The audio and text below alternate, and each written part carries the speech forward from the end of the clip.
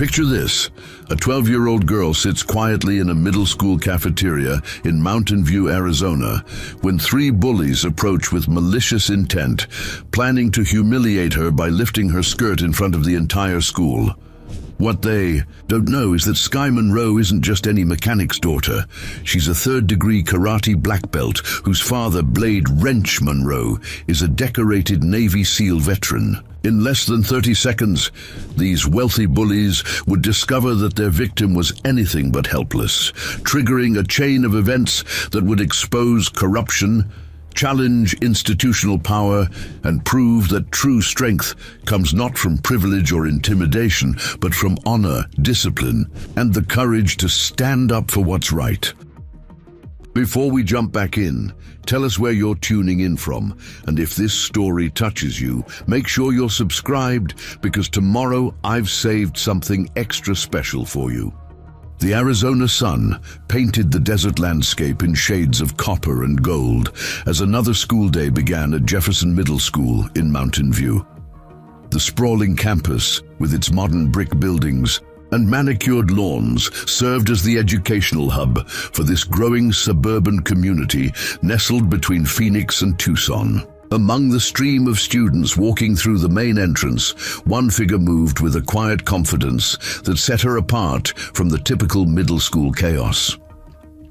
Sky Monroe adjusted the straps of her worn but clean backpack, her steel-gray eyes scanning the hallway with the measured awareness her father had taught her. At 12 years old, she possessed an unusual composure for someone her age, moving through the crowded corridors like water flowing around stones. Her long brown hair was pulled back in a practical ponytail, and her clothes, while not expensive, were neat and purposeful. Everything about Sky suggested discipline and self-control, qualities that had been instilled in her from birth. "Morning, Sky," called Ms. Marisol Herrera, her 7th grade English teacher, as Sky passed the faculty lounge. The young Latina teacher had been one of the few educators who truly saw Sky for who she was, beneath her quiet exterior. "Good morning, Ms. Herrera," Sky replied with a slight smile, her voice carrying the respectful tone that came naturally to children raised in military households. "Did you finish reading the essays from yesterday?" Ms. Herrera's eyes brightened. "Yours was exceptional as always. Your analysis of courage in To Kill a Mockingbird showed remarkable insight for someone your age. I'd like to discuss it after class today if you have time." Sky nodded before continuing down the hallway toward her locker.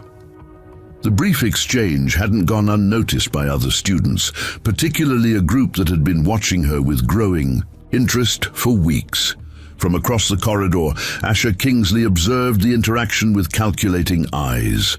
At 14, Asher was tall for his age, with sandy blonde hair perfectly styled and clothing that screamed expensive taste. His father, Maximilian Kingsley, sat on the Mountain View City Council and owned half the commercial real estate in town. Asher had learned early that money and influence could solve most problems, and those that couldn't be bought could usually be intimidated into submission. He leaned against his locker, flanked by his usual companions. "Look at little Miss Perfect over there," Asher muttered to Zane Tucker, who stood slightly behind him like a faithful shadow.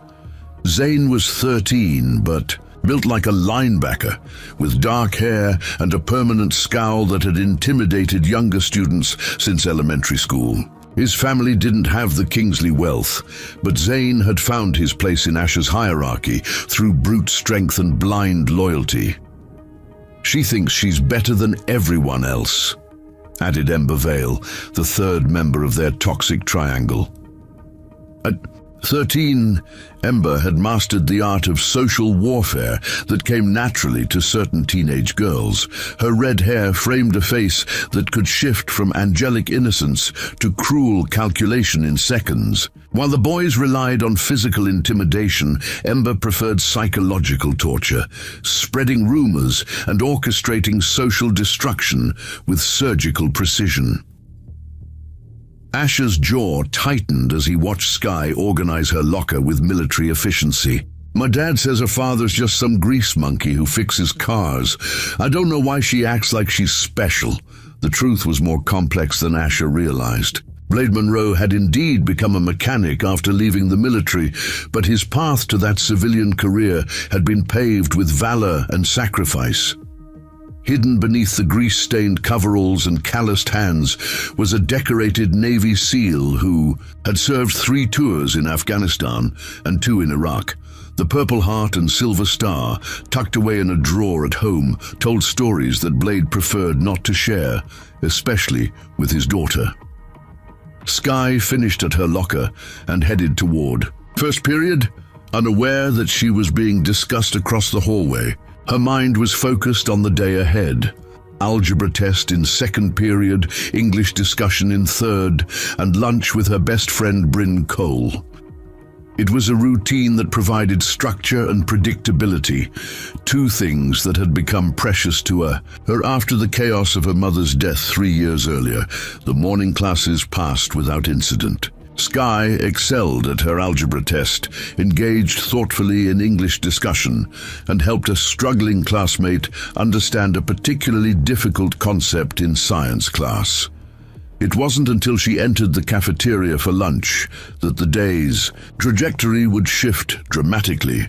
Jefferson Middle School's cafeteria was a social ecosystem as complex as any research could study. Students naturally segregated themselves into familiar groups. Athletes at one set of tables, theater kids at another, academic achievers clustered near the windows, and social outcasts relegated to the periphery. Sky typically sat with a small group of friends who, like her, valued substance over status. She had just settled at her usual table with Bryn Cole when trouble began approaching. Bryn, a cheerful blonde with bright blue eyes and an infectious laugh, noticed the shift in atmosphere first. "Sky," Bryn whispered, her voice tense with warning. "Asher and his crew are coming this way." Sky didn't turn around immediately. Instead, she continued eating her sandwich with measured bites, her senses heightened, but her outward demeanor unchanged. Years of martial arts training had taught her to remain calm under pressure, to assess threats without appearing threatened. She could hear their footsteps approaching, could feel the subtle shift in energy as other students noticed the impending confrontation.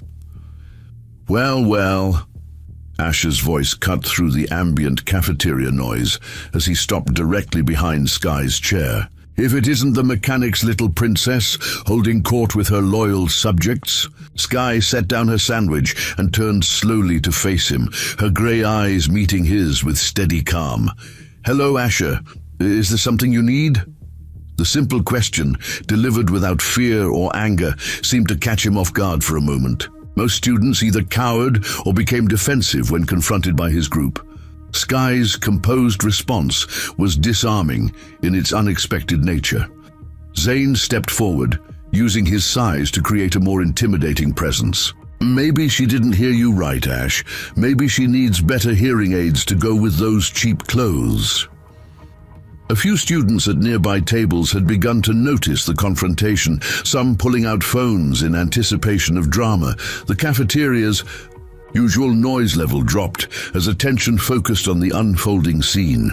Ember circled around to Sky's side, her movements predatory and calculated. "I heard your daddy works on cars all day.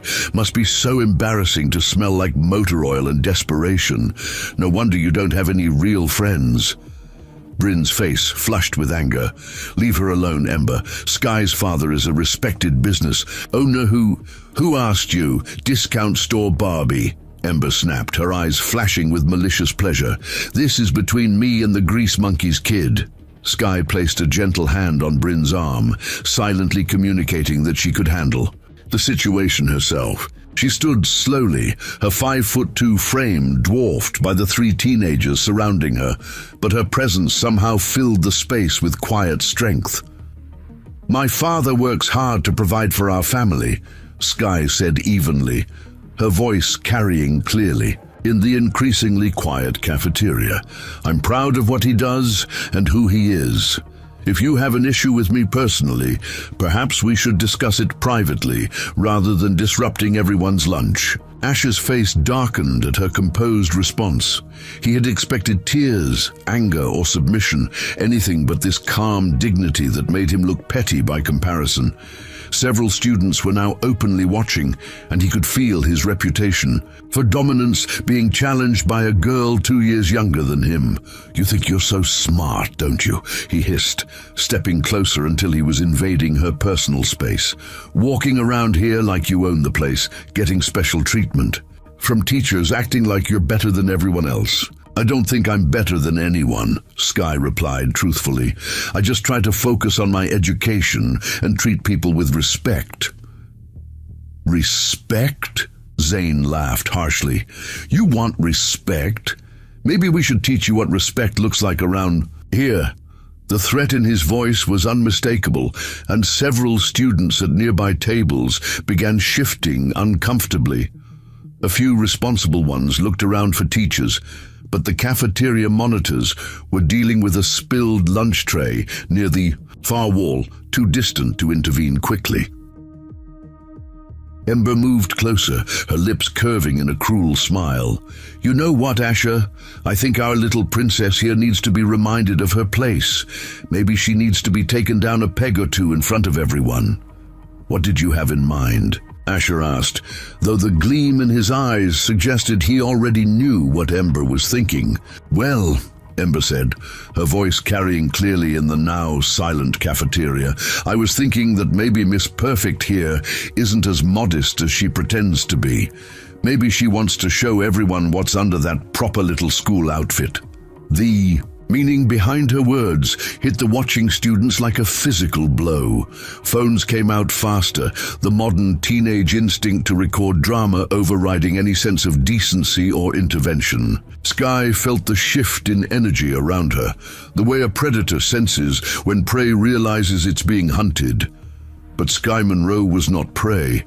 Her breathing remained steady, her stance unchanged, but something fundamental shifted in her gray eyes. Years of training with Sensei Brett Holland had prepared her for this moment, though not in the way anyone might expect. The discipline she had learned wasn't just about physical techniques. It was about mental preparation, about remaining calm when others sought to create chaos. "That's not gonna happen," Sky said quietly, her voice carrying an undertone that made Zane take an unconscious step backward. Asher, however, was too invested in the moment to recognize the warning signs. "Oh, I think it is. What are you going to do about it? Run crying to Daddy? Tell a teacher? Face it, Grease Girl, you're outnumbered and outclassed."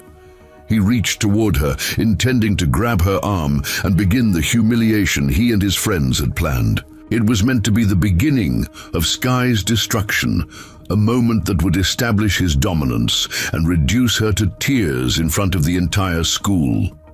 Instead, it became the moment that everything changed.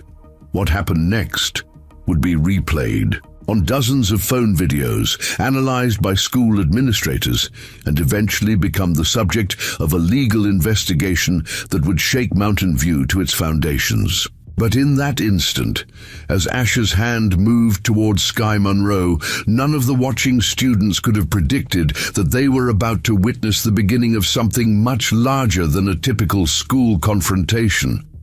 They were about to discover what happened when privilege and intimidation met discipline and honor. They were about to learn that sometimes the quietest person in the room was also the most dangerous. And they were about to find out that Blade Wrench Monroe had taught his daughter far more than just how to change oil and fix engines. The storm was about to break, and Mountain View would never be the same.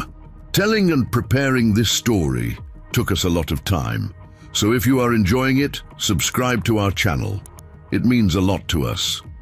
Now, back to the story.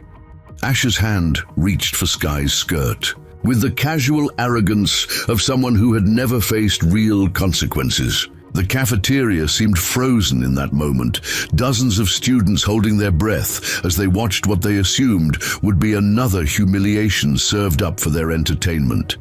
Ember's smile widened in anticipation, while Zane positioned himself to block any potential escape route. But Sky Monroe had been training for moments like this since she was 7 years old. As Asher's fingers brushed the fabric of her skirt, Sky's body moved with the fluid precision of countless hours spent perfecting defensive techniques. Her right hand intercepted his wrist with a grip that looked gentle but felt like a steel trap closing. In the same motion, she pivoted on her left foot, using his own momentum against him as she redirected his reach away from her body. "I asked you to stop," she said quietly, her voice carrying clearly in the silent cafeteria. Asher's eyes widened, in shock as he felt the controlled strength in her grip. For the first time in his privileged life, someone smaller than him was controlling his movement effortlessly. "Let go of me, you freak!" He yanked his arm back, expecting to break free easily. Instead, Sky's training took over completely. She released his wrist at precisely the right moment, allowing his own force to send him stumbling backward into Zane, who wasn't prepared for the sudden collision. The watching students gasped as Asher crashed into his larger friend, both boys tangling together in an undignified heap. Phones captured every second, the modern reflex to record drama, now documenting something far more significant than typical school bullying. Ember's face flushed with rage as she realized their carefully planned humiliation was backfiring spectacularly. "You little witch! Do you know who we are? Do you know what you just did?" Sky straightened her skirt calmly, her breathing still steady despite the adrenaline coursing through her system. "I defended myself from assault. Nothing more. Nothing less." Asher scrambled to his feet, his face burning with embarrassment as he realized dozens of students were staring at him. Some were even laughing behind their hands, witnessing the school's primary bully being handled by a girl 2 years younger. His carefully cultivated image of dominance was crumbling in real time. "You think this is over?" he snarled, his voice rising to a pitch that attracted even more attention. "My father owns half this town. You're nothing but trailer trash playing." "Dress up!" "Actually," a new voice cut through the tension, "I think this is exactly over." Everyone turned to see Coach Luis Vargas approaching with the measured stride of someone accustomed to handling volatile situations. The PE teacher was a compact man in his 40s, with graying hair at his temples and the bearing of someone who had served in uniform. His dark eyes took in the scene quickly, processing the body language and positioning of everyone involved. "Mr. Kingsley, Mr. Tucker, Miss Vale," Coach Vargas said formally, "please step away from Miss Monroe immediately." "Coach, you don't understand," Asher began, his voice shifting to the reasonable tone he used with adults. "She attacked us for no reason. We were just trying to be friendly, and she went crazy on us." Coach Vargas's expression didn't change, but his eyes moved to the phone still recording around the cafeteria. "I see. Miss Monroe, are you injured?" "No, sir," Sky replied respectfully. "I'm fine. Would you like to tell me what happened here?" Before Sky could respond, Ember jumped in with her version of events. "We were just talking to her, trying to be nice, and she grabbed Asher and threw him. She's obviously been taking those violent martial arts classes or something. She could have really hurt someone." Bryn Cole found her voice at last, standing up from the table where she had watched the confrontation unfold. "That's not what happened at all. They cornered her and Asher tried to what?" Principal Cheryl Banks's voice cut across the cafeteria as she approached the scene. The principal was a stern woman in her late 50s with iron gray hair pulled back in a severe bun and wire-rimmed glasses that gave her an intimidating appearance. She had been running Jefferson Middle School for over a decade, and very little happened on her campus without her knowledge. The cafeteria fell completely silent as Principal Banks surveyed the scene.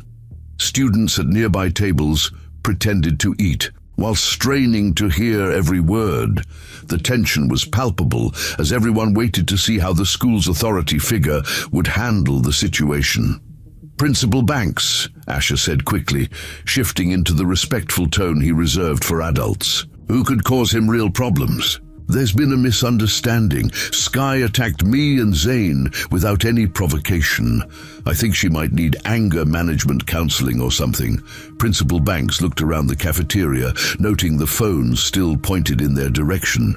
"Everyone not directly involved in this incident needs to put their devices away and return to their lunch. Now." The command carried enough authority to cause an immediate flurry of movement as students complied. However, several had already uploaded videos to social media, and the footage was beginning to spread beyond the school's walls. "Miss Monroe," Principal Banks continued, "please explain what happened." Sky took a steady breath, organizing her thoughts with the same discipline she applied to everything else. "I was eating lunch with Bryn when Asher, Zane, and Ember approached our table. They made several insulting comments about my father's profession and my family's economic status.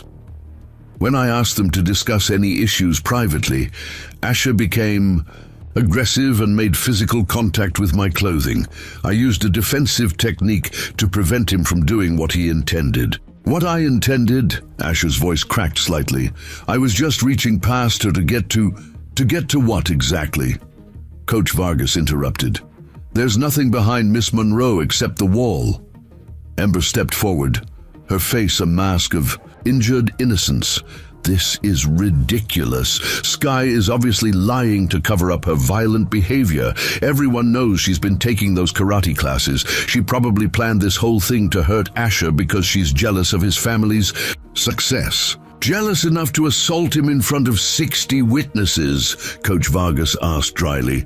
"That seems like poor planning for someone supposedly that calculating." Principal Banks held up a hand to stop the growing argument. "This discussion will continue in my office. Miss Monroe, please gather your belongings. Mr. Kingsley, Mr. Tucker, Miss Vale, you as well. Coach Vargas, I'd like you to escort them." As they began moving toward the cafeteria exit, Bryn stood up suddenly. "Principal Banks, wait. I recorded some of it on my phone before everything happened. You can see exactly what they were planning to do." The words hung in the air like a thunderclap. Every eye in the cafeteria turned to Bryn, whose face was pale but determined. She held her phone with shaking hands, realizing she had just inserted herself into a situation that could have serious consequences. Asher's face went white as he understood the implications. If there was video evidence of his intentions, his carefully crafted story would fall apart immediately. "She's lying. She's just trying to protect her friend." "Then you won't mind if we review the footage?" Principal Banks said evenly. "Miss Cole, please bring your device to my office as well." As the group filed out of the cafeteria, whispers exploded behind them. Students who had witnessed the confrontation began comparing notes, their versions of events varying wildly based on their perspective and allegiances. Some painted Sky as a victim who had defended herself admirably. Others portrayed her as an aggressor who had overreacted to harmless teasing. The truth, as always, lay somewhere in the complexity of human interaction and the dangerous intersection of power, privilege, and pride. In the principal's office, the atmosphere was thick with tension as 6 adults and 5 students crowded into the space normally used for much simpler disciplinary issues. Principal Banks settled behind her desk, her expression unreadable as she studied each face in turn. "Before we begin," she said formally, "I want everyone to understand that this is a serious matter. Depending on what we discover, there may be significant consequences for everyone involved. Miss Cole, please place your phone on my desk." Bryn complied with trembling hands, her device joining several others that had been confiscated from students who had recorded parts of the incident. The collection of phones represented multiple angles and perspectives on what had transpired, evidence that would ultimately determine who was telling the truth. "Now," Principal Banks continued, "I want each of you to give me your version of events, starting with Miss Monroe." Skye straightened in her chair, her posture reflecting the discipline her father had instilled in her. "I was having lunch with Bryn when Asher, Zane, and Ember approached our table. They made disparaging comments about my father's profession and our family's financial situation. When I suggested we discuss their concerns privately, they became more aggressive." She paused, choosing her words carefully. "Asher then made explicit threats about humiliating me in front of the other students. When he reached for my clothing with clear intent to expose me, I used a basic defensive technique to prevent the assault." "Assault!" Asher's voice rose in indignation. "I never assaulted anyone. This is insane!" Principal Banks fixed him with a steady stare. "You'll have your turn to speak, Mr. Kingsley. Continue, Miss Monroe." "That's all, ma'am. I used minimal force, necessary to protect myself, and immediately disengaged from the situation." Coach Vargas nodded slightly, recognizing the language and precision that came from proper martial arts training. Someone had taught Skye not just physical techniques, but also how to think clearly under pressure and communicate effectively in stressful situations. "Mr. Kingsley, your version, please." Asher launched into an elaborate story about friendly conversation that had been misinterpreted by an overly sensitive Skye, who had then attacked him without justification. His account painted himself as an innocent victim of an unstable girl who had been looking for an excuse to hurt someone. Ember and Zane corroborated his story with suspicious precision, their testimonies almost identical in wording and detail. It was clear they had coordinated their responses, a fact that did not escape Principal Banks's notice. "Miss Cole," the principal said finally, "please tell me what you observed." Bryn's voice was quiet but steady as she recounted the deliberate way Asher's group had approached their table, the escalating insults, and the explicit threat Ember had made about exposing Skye in front of the entire cafeteria. Her account matched Skye's exactly, but added details about the predatory way the three bullies had positioned themselves around their target. "And the video on your phone?" "I started recording when I realized they were planning something terrible," Bryn admitted. "I thought maybe if there was evidence, adults would finally believe what these three have been doing to other students." The room fell silent as Principal Banks absorbed this information. The implications were staggering. If Bryn's phone contained clear evidence of planned sexual harassment, the consequences would extend far beyond typical school discipline. "I think it's time we reviewed this footage," Principal Banks said grimly.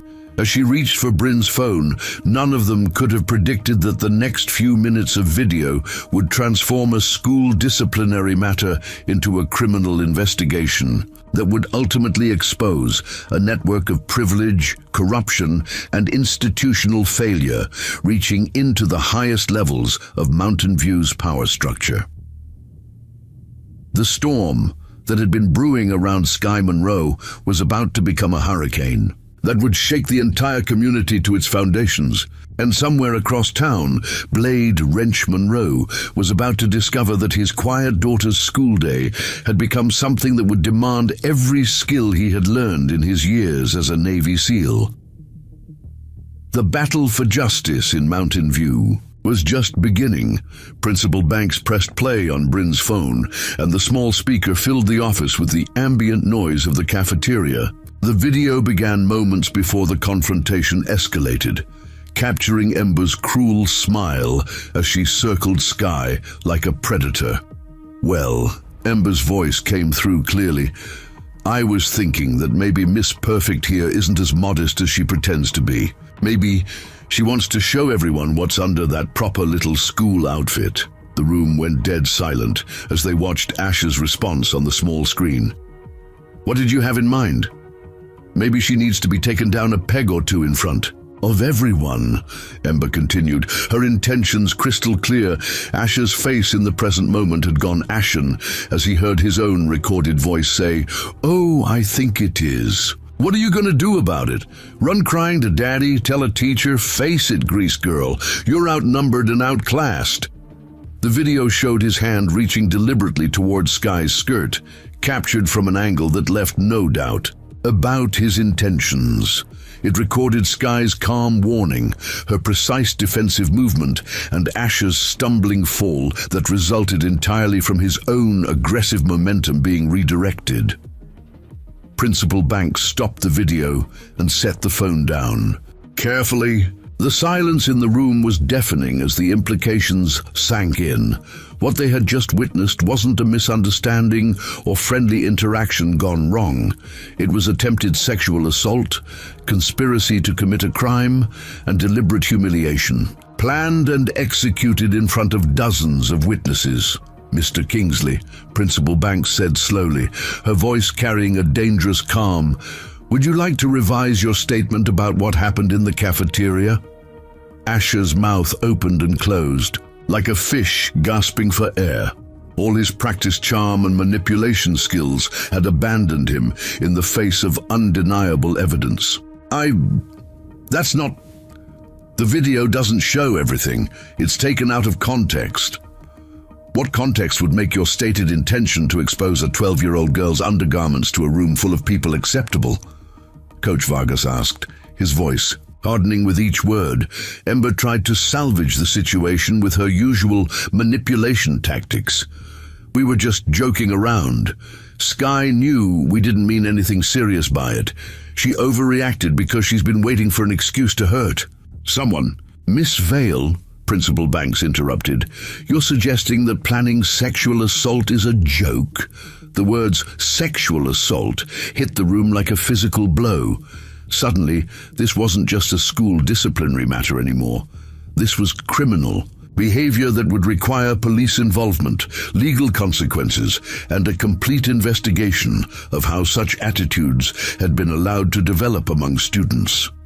Coach Vargas stood up slowly, his face grim. "Principal Banks, I think we need to contact the police and these students' parents immediately. This goes well beyond school policy violations."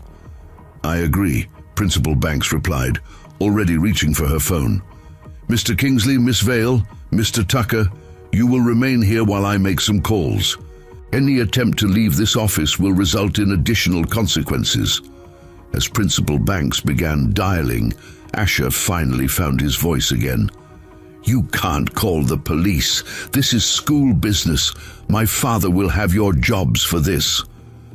"Your father," Coach Vargas said evenly, "is going to be very interested to learn what his son has been doing, along with the district attorney, who happens to be a personal friend of mine from our Marine Corps days." The mention of military connection seemed to drain the last of Asher's bravado. For the first time, he was beginning to understand that his family's money and influence might not be enough to make this problem disappear. 20 minutes later, Monroe's Auto Repair received a phone call that would change everything. Blade Monroe was underneath a 2018 Ford Explorer, wrestling with a stubborn transmission issue when his employee, Tony Russo, called out from the office. "Boss, school's on the phone. Says it's urgent about Sky." Blade rolled out from under the vehicle with the fluid motion of someone who had performed the action thousands of times. At 38, he still carried himself with the bearing of the Navy SEAL he had once been. His dark hair was shorter than regulation but still neat, and despite the grease stains on his coveralls, everything about him suggested precision and control. "This is Blade Monroe," he said into the phone, his voice immediately shifting to the clipped tone he used when assessing potential threats. "Mr. Monroe, this is Principal Banks at Jefferson Middle School. I need you to come to the school immediately regarding an incident involving your daughter." Blade's grip tightened on the phone. "Is Sky injured?" "No, sir. She's not injured. However, there's been a serious incident that requires your immediate attention. I'd prefer to discuss the details in person. I'll be there in 10 minutes. Blade hung up and turned to Tony, who had been working for him for 3 years and knew better than to ask questions when his boss got that particular expression. "Tony, lock up early today. Something's happened at Sky's school." "Everything okay, boss?" "I don't know yet," Blade replied, already stripping off his coveralls to reveal clean jeans and a black t-shirt underneath. "But I'm about to find out." The drive to Jefferson Middle School took exactly 8 minutes, during which Blade's mind ran through every possible scenario. His daughter was disciplined, respectful, and had never been in trouble at school. If something serious enough had happened to warrant an urgent call, it meant someone else had involved her in a situation beyond her control.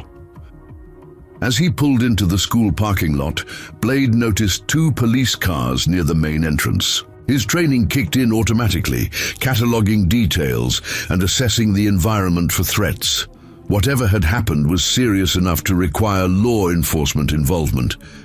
Principal Banks met him in the main office, her expression grave. "Mr. Monroe, thank you for coming so quickly. We have a complex situation involving your daughter that I need to explain." "Where is Sky?" "She's safe and unharmed, currently in my office with a counselor. Before you see her, I need to brief you on what happened and what steps we're taking." Principal Banks led him to a conference room where Detective Holly Quinn was waiting. The detective was a woman in her early 40s with auburn hair and sharp green eyes that missed nothing. She stood as Blade entered, extending her hand in. "Greeting, Mr. Monroe, I'm Detective Quinn with the Mountain View Police Department. I understand your daughter was involved in an incident today." Blade shook her hand, noting the firm grip and direct eye contact that spoke to her competence. "What kind of incident?" Principal Banks and Detective Quinn exchanged glances before the principal began explaining the events in the cafeteria. As the story unfolded, the planned humiliation, the attempted assault, Sky's defensive response, and the video evidence, Blade's expression grew increasingly dark. When they finished, he was quiet for a long moment, processing the information with the methodical approach he had learned in the military. "You're telling me that 3 students conspired to sexually assault my 12-year-old daughter in front of dozens of witnesses, and when she defended herself, the school's first response was to treat her as equally culpable." "The situation was initially unclear," Principal Banks said carefully. "However, once we reviewed the video evidence, it became apparent that Sky acted entirely in self-defense. I'd like to see this video." Detective Quinn pulled out her tablet and played the footage that Bryn had captured. Blade watched in silence, his jaw tightening as he heard the explicit threats and saw the deliberate attempt to assault his daughter. When the video ended, his eyes were chips of ice. "Where are the 3 students who did this?" "They're in separate rooms with their parents, who have been called," Detective Quinn replied. "We're conducting interviews and determining what charges will be filed. And my daughter, Sky, handled herself remarkably well," Principal Banks said. "Her response was measured, appropriate, and showed exceptional self-control. She used exactly enough force to defend herself and immediately disengaged when the threat was neutralized." Blade nodded slowly. "She's been training in martial arts since she was 7. I wanted her to be able to protect herself." His voice carried an undertone that suggested he had always known this day might come. Detective Quinn leaned forward. "Mr. Monroe, I have to ask, your daughter's defensive skills are quite advanced for someone her age. Are you military?" "Former Navy SEAL," Blade replied simply. 20 years active duty. I taught Sky that violence is always a last resort, but when it becomes necessary, you end the threat quickly and decisively." The 2 women exchanged another glance, understanding now why Sky had remained so calm under pressure and responded with such precision. She hadn't just been trained in martial arts, she had been raised by someone who understood real violence and real threats. The Kingsley family has significant influence in this community, Detective Quinn warned. Maximilian Kingsley has already called the police chief and the mayor demanding that charges be dropped against his son. Blade's smile was thin and cold. Detective Quinn, I spent 15 years dealing with people who thought their position made them untouchable. Money and influence don't change the facts, and they don't change what's right. There may be attempts to portray your daughter as the aggressor, to claim that her martial arts training makes her the dangerous one in this situation. Then we'll let the evidence speak for itself, Blade replied. The video shows exactly what happened and who initiated what. If anyone wants to make this more complicated than it needs to be, they're welcome to try. Principal Banks cleared her throat. Mr. Monroe, there's something else you should know. This isn't the first incident involving these 3 students. We've had multiple complaints about bullying, intimidation, and harassment. But previous victims have been reluctant to come forward, or their parents have been persuaded to handle things quietly, meaning the school has known there was a problem and failed to address it. Meaning we've had our hands tied by political pressure and legal threats, Principal Banks admitted. The Kingsley family in particular has made it clear that any disciplinary action against their son would result in lawsuits and attempts to remove staff members. Blade was quiet for a moment, absorbing this information. So my daughter was targeted by predators that the school knew were dangerous, but failed to stop because of political considerations. That's one way to interpret the situation, Principal Banks said carefully. Is there another way to interpret it? Detective Quinn intervened before the conversation could escalate further. Mr. Monroe, would you like to see your daughter now? She's been asking for you. Yes, Blade said, standing.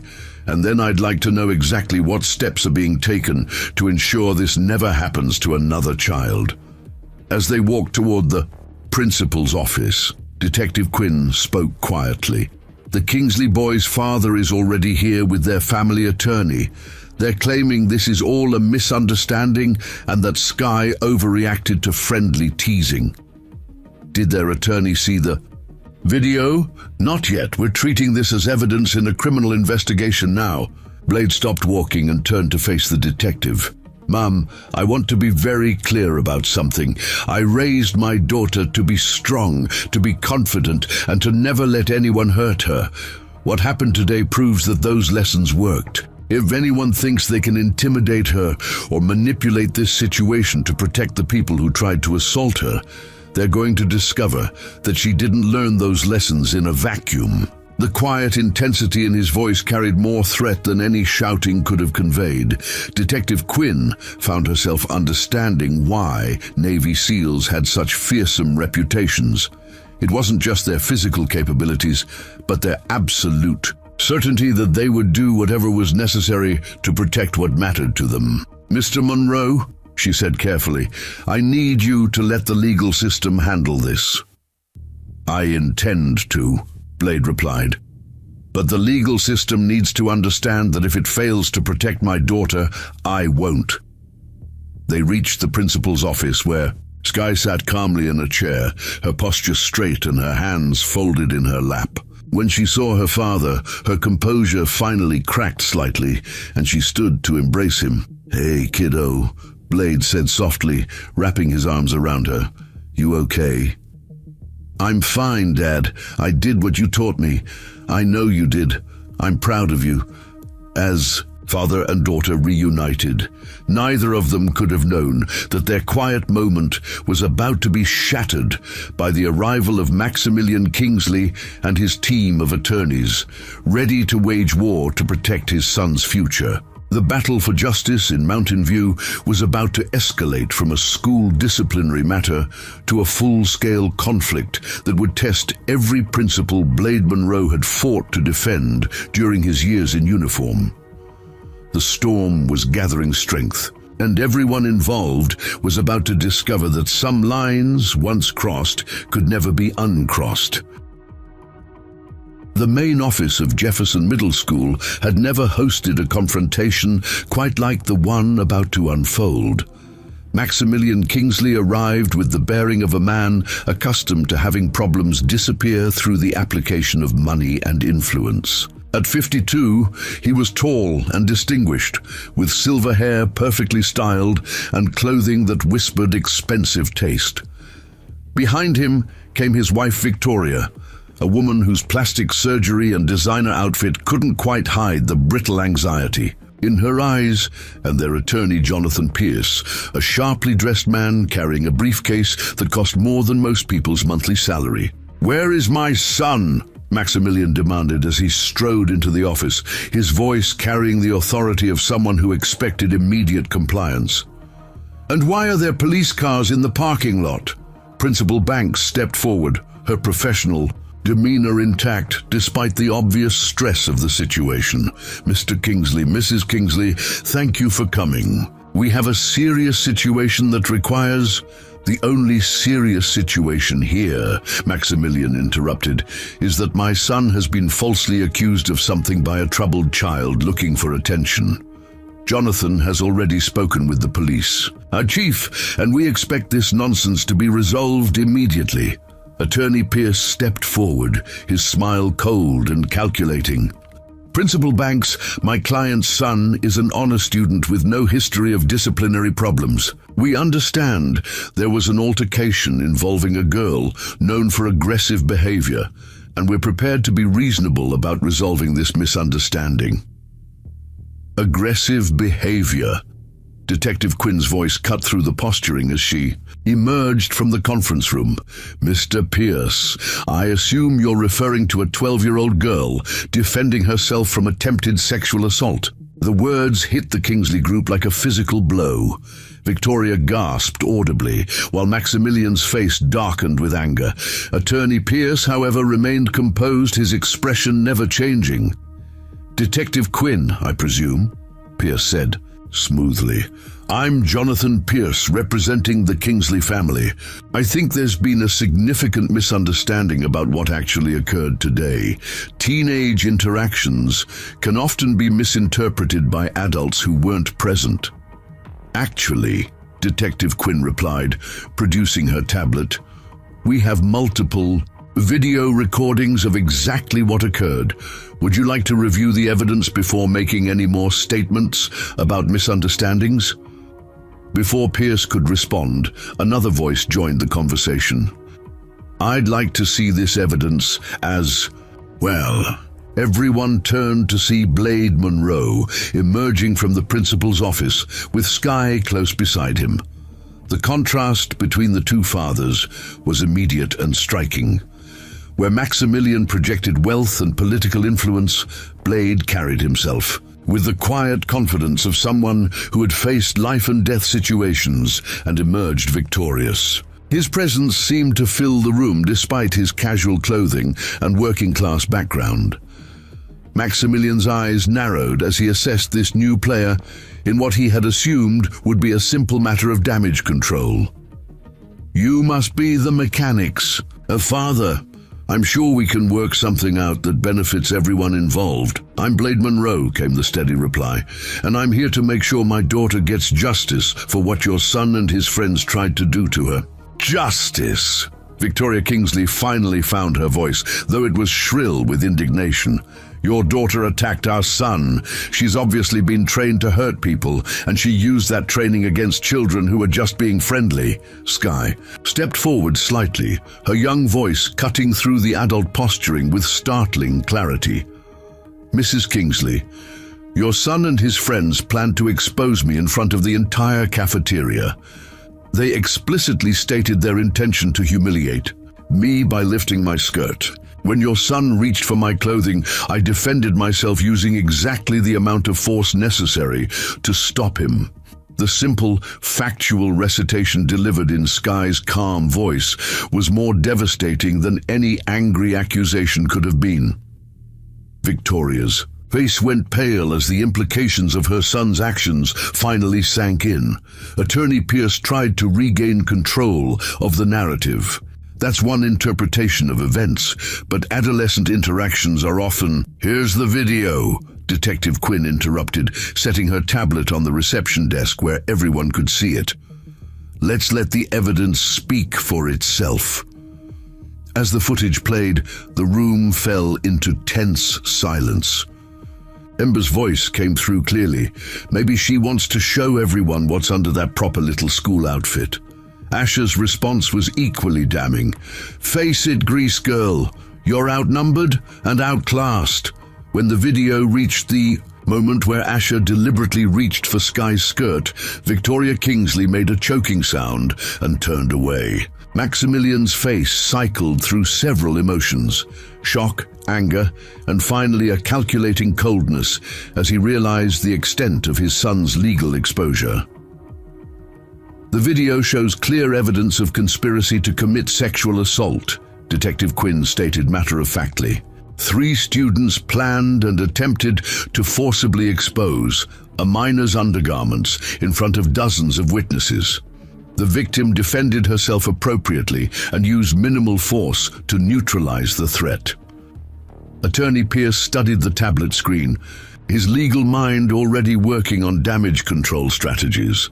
This is clearly a case of teenage stupidity rather than criminal intent. My client's son made poor choices, but criminal charges seem excessive for what amounts to a schoolyard prank. A schoolyard prank?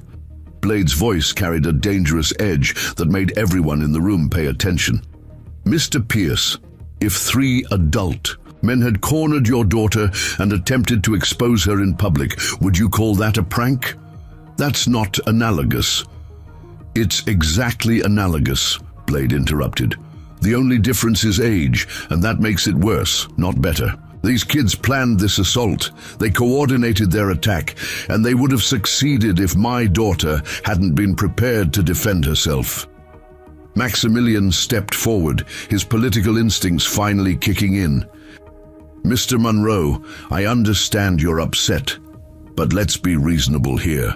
Our children made mistakes, but destroying their futures over adolescent foolishness serves no one. Perhaps we can find a solution that addresses your concerns without involving the criminal justice system." "What kind of solution?" Blade asked, though his tone suggested he already knew where this was heading.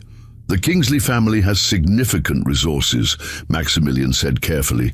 "We could ensure your daughter receives whatever counseling or support she needs to move past this incident. Perhaps there are educational opportunities we could fund, or improvements to your business that would benefit your family." The offer hung in the air like a toxic cloud.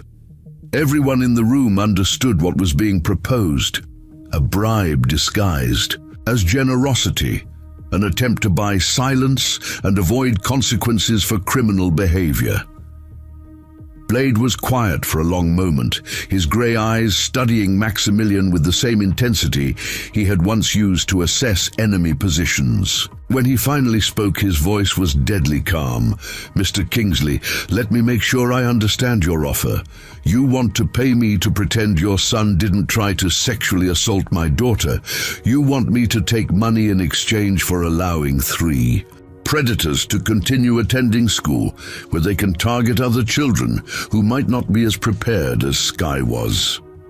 "That's not what I said. That's exactly what you said," Blade continued. "And here's my response. I wouldn't take your money if you offered me everything you own. My daughter isn't for sale, her safety isn't negotiable, and justice isn't something you can purchase at any price." The rejection hit Maximilian like a physical blow. In his world, every problem had a price. Every person could be bought or intimidated. Encountering someone genuinely immune to both approaches was a foreign experience. "You're making a mistake," Maximilian said, his veneer of reasonableness beginning to crack. I have significant influence in this community. The school board, the city council, the police department. I have relationships with people who matter. You're a mechanic with a troubled daughter who has violent tendencies. Who do you think they're going to believe? The threat was naked now, all pretense of civility abandoned, but instead of backing down, Blade smiled.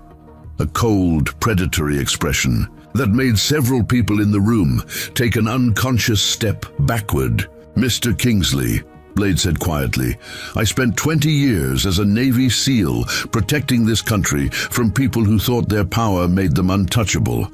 I faced down warlords, terrorists, and dictators who had more real influence in their little fingers than you have in your entire political network. You want to threaten my family? You want to use your money and connections to protect your son from the consequences of attempted sexual assault? Go ahead and try. The temperature in the room seemed to drop 10 degrees as the two men faced each other. Everyone present could feel the tension crackling between them. Old money versus earned honor, political influence versus moral certainty, privilege versus principle.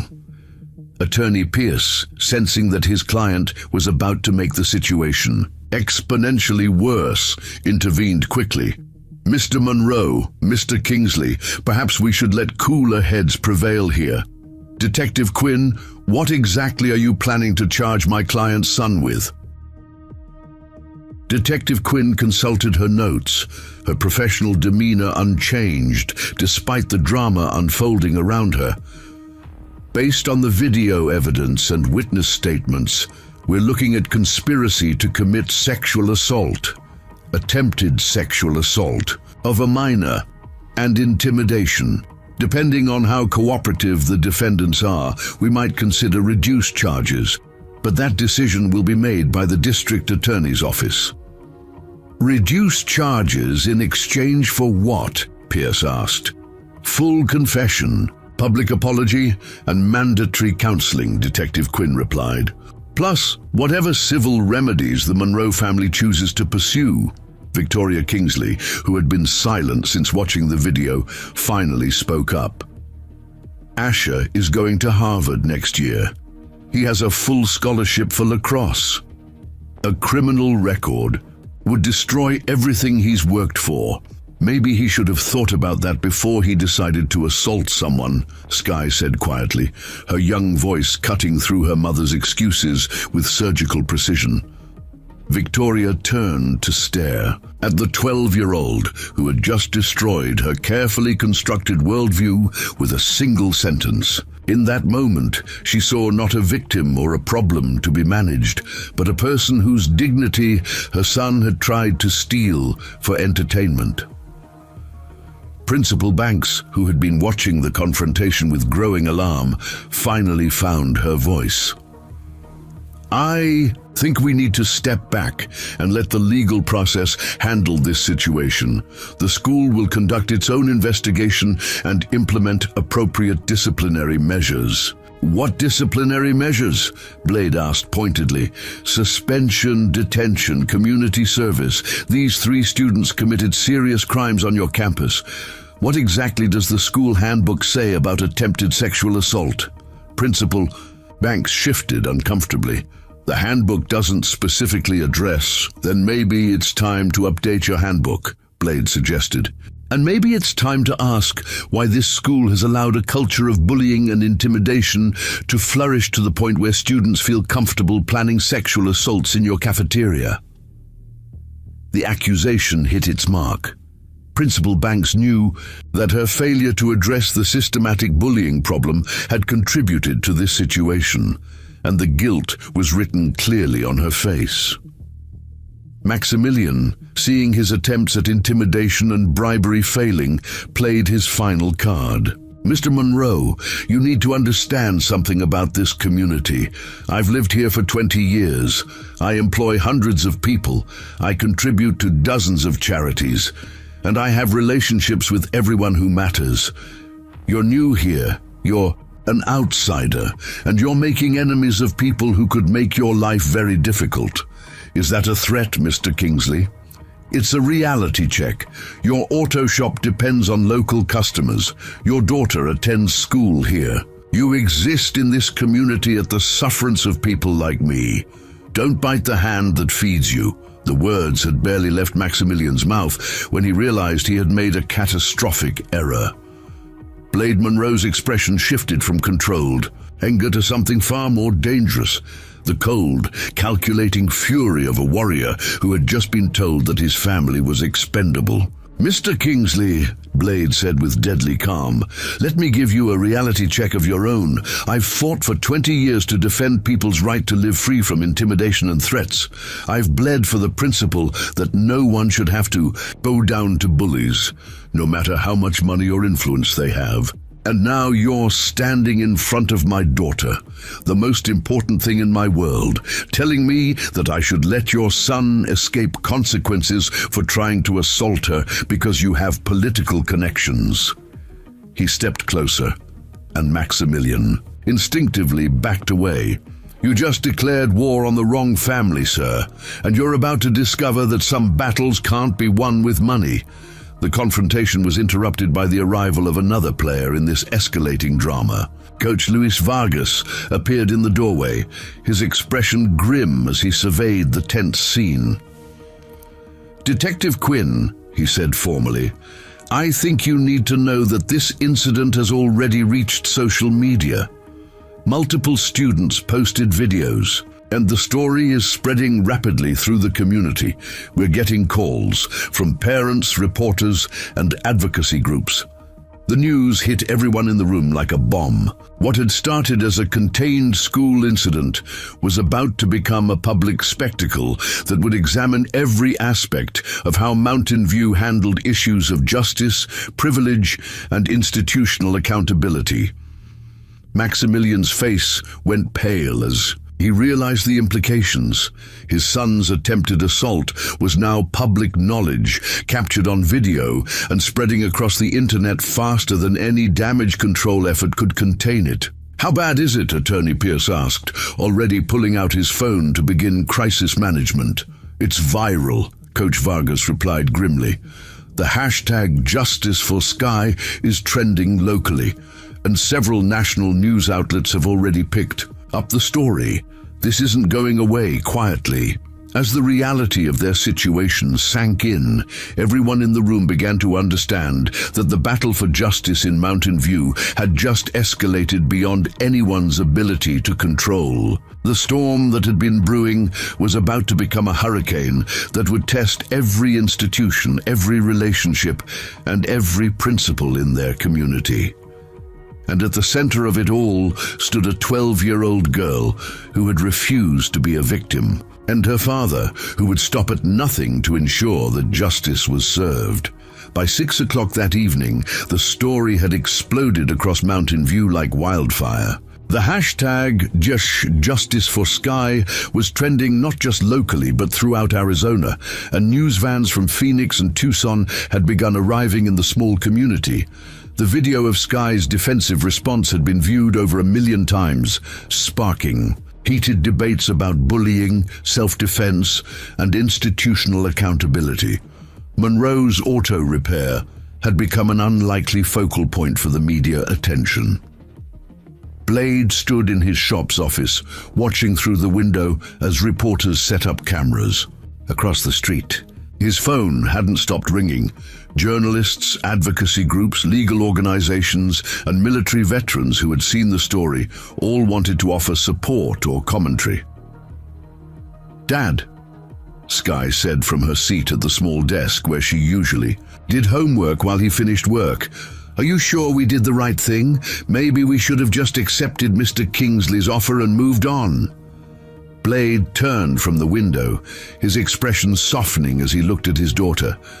At 12, she was mature beyond her years, but the weight of public attention was clearly taking its toll. "Kiddo," he said, settling into the chair across from her, "let me tell you something about bullies.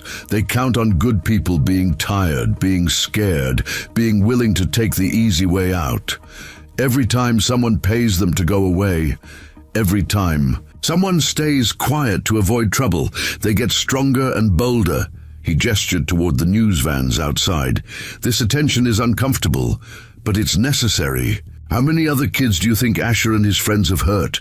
How many more would they hurt if we let them walk away from this? Before Sky could respond, the shop's bell chimed as someone entered. Blade looked up to see a woman in her 40s, with graying hair and tired eyes, accompanied by a boy of about 13 who kept his head down. "Mr. Monroe?" the woman said hesitantly. "I'm Linda Reed, and this is my son Marcus. I saw the news about what happened today, and we need to talk." Blade recognized the name. Marcus Reed was one of Asher's accomplices in the cafeteria incident. "Mrs. Reed, if you're here to ask me to drop charges against your son—" "No," Linda interrupted, her voice shaking slightly. "I'm here to tell you that Marcus wants to confess to everything. I'm here because I'm a single mother who works double shifts at the diner to keep us afloat, and I raised my son better than what he did today." Marcus finally looked up, his eyes red from crying. "Mr. Monroe, I'm sorry. I'm really sorry. Asher said it would just be a joke, that we were just going to embarrass her a little, but when I saw the video, when I heard what we really sounded like—" He broke down completely, his mother wrapping her arms around him as he sobbed. "I didn't want to hurt anyone. I just wanted Asher to like me, to be part of the popular group. But we were going to... Take a breath, son," Blade said gently, his voice carrying the same calm authority he had used with young soldiers under fire. "Tell me what you want to do now." Marcus wiped his eyes and straightened up. "I want to tell the police everything. I want to apologize to Sky. I want to make this right somehow." Linda Reed looked at Blade with desperate hope. "Marcus isn't a bad kid, Mr. Monroe. He made a terrible choice, but he's not like Asher Kingsley. We don't have money or lawyers or political connections. All we have is the truth and the hope that maybe that's enough." Before Blade could respond, his phone rang. The caller ID showed a number he hadn't seen in years, but recognized immediately. "Excuse me for a moment," he said, stepping into the shop's main bay. "This is Blade." "Well, I'll be damned," came the familiar voice from the other end. "Blade. Monroe, you magnificent son of a bitch. I just saw you on the news, staring down some politician's brat, still fighting the good fight, I see." "Sergeant Major Santos," Blade replied, a genuine smile crossing his face for the first time that day. "I should have known you'd surface when things got interesting." Maria Santos had been Blade's team leader during his final deployment, a tough-as-nails woman who had earned the respect of every SEAL who served with her. After leaving the military, she had gone into law enforcement and now worked as a federal investigator. "Listen, brother," Santos continued, her tone becoming serious. "I've been following this story, and I think you need to know what you're really up against. I ran some checks on this Kingsley family, and they're dirty as hell. City contracts awarded without proper bidding, code violations that mysteriously disappear, investigation files that go missing. This isn't just about your daughter. This is about a whole system of corruption that's been festering for years." Blade absorbed this information, his strategic mind already processing the implications. "What are you thinking, Maria?" "I'm thinking this could be the case that brings down a whole network of corruption, but only if we handle it right. These people have survived by making problems disappear quietly. The fact that this has gone public means they're vulnerable in a way they've never been before. What do you need from me?" "Nothing yet. Just keep doing what you're doing, standing firm, refusing to be bought or intimidated. And know that you're not alone in this fight. There are people watching who have been waiting years for someone with the courage to take these bastards on."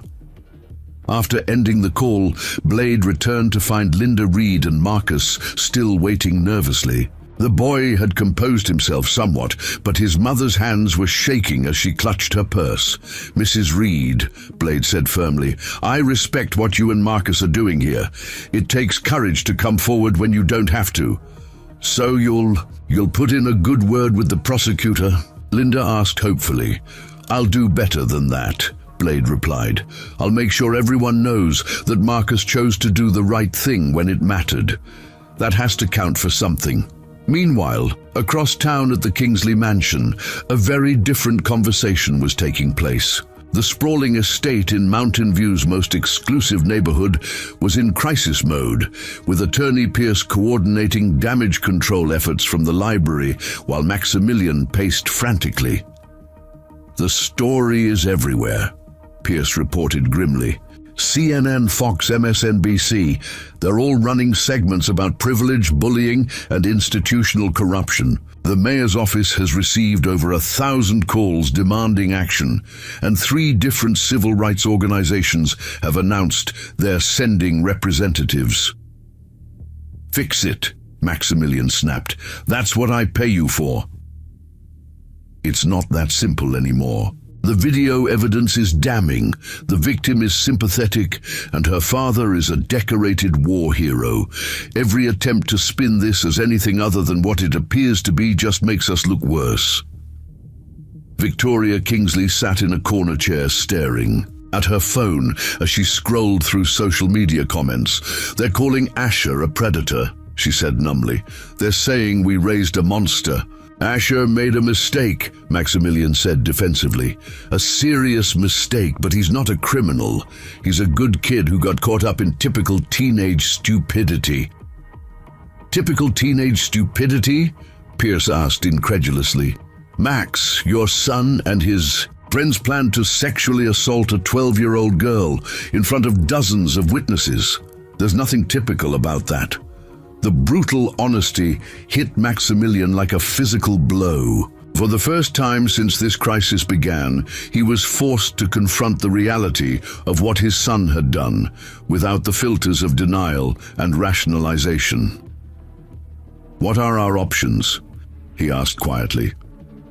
"Legally, we hope for a plea deal that keeps Asher out of jail and off the sex offender registry. Politically, you're probably going to have to resign from the city council. Financially, this is going to cost millions in legal fees and settlements, assuming we can avoid criminal convictions. There has to be something else we can do," Victoria insisted. "Some way to make this go away." Pierce fixed her with a hard stare. "Mrs. Kingsley, the only way this goes away is if Asher takes full responsibility for his actions, shows genuine remorse, and accepts whatever consequences the legal system deems appropriate. Anything else just makes the situation worse." Before anyone could respond, their conversation was interrupted by the arrival of Asher himself, escorted by a family friend who had picked him up from school. The 14-year-old looked pale and shaken, clearly overwhelmed by the magnitude of what was happening. "Mom? Dad? What's going on? There are news trucks outside and kids at school are saying I'm going to prison." Maximilian and Victoria exchanged glances, neither wanting to be the one to explain to their son that his life as he knew it was effectively over. "Asher," Pierce said carefully, "we need to have a very serious conversation about what happened today and what it means for your future." Back at Jefferson Middle School, Principal Banks was dealing with her own crisis. The school parking lot was filled with news vans, and her phone hadn't stopped ringing since the story broke. Parents, school board members, advocacy groups, and reporters all wanted answers about how such an incident could have occurred on her campus. Dr. Garrett Lynch knocked on her office door before entering. The school counselor looked exhausted, having spent the afternoon dealing with traumatized students and angry parents. "How many?" Principal Banks asked, not looking up from the resignation letter she was drafting. 17 so far," Dr. Lynch replied. 17 students have come forward with stories about being bullied, harassed, or intimidated by Asher Kingsley and his friends. Some of the incidents go back years. Principal Banks closed her eyes, feeling the full weight of her failures settling on her shoulders. How did we let it get this bad, Garrett? We let politics override policy, he replied honestly. Every time we tried to discipline the Kingsley boy or his friends, Maximilian would show up with lawyers and threats. The school board made it clear that avoiding lawsuits was more important than protecting students. And now we have a national news story about a 12-year-old girl having to defend herself from sexual assault because we failed to do our jobs. Before Dr. Lynch could respond, there was another knock on the door. Ms. Marisol Herrera entered, followed by Coach Luis Vargas and several other teachers. Principal Banks, Ms. Herrera said formally, we need to talk. If you're here to add to my list of failures, we're here to tell you that we're prepared to testify about every incident we reported, every complaint we filed, and every time we were told to ignore student safety for political reasons. Coach Vargas interrupted. This stops now. Principal Banks looked around at the group of educators, seeing determination and resolve in their faces. These were teachers who had dedicated their careers to protecting and nurturing young people, and they had been forced to watch as the system failed the students they had sworn to serve. What are you proposing? Full transparency, Ms. Herrera replied. We tell the investigators everything, every incident, every cover-up, every time we were ordered to protect bullies instead of victims. We clean house completely. That could destroy all of our careers. Better than living with the knowledge that we stood by while children were hurt, Coach Vargas said firmly. As evening settled over Mountain View, the battle lines were becoming clear. On one side stood those who had profited from a system that protected the powerful at the expense of the vulnerable. On the other stood those who believed that justice and accountability mattered more than political convenience. The storm that had begun with one girl's refusal to be a victim was becoming a reckoning that would touch every corner of the community. And at its center, Blade Monroe prepared for a fight that would test everything he had learned about honor, courage, and the true cost of standing up for what was right.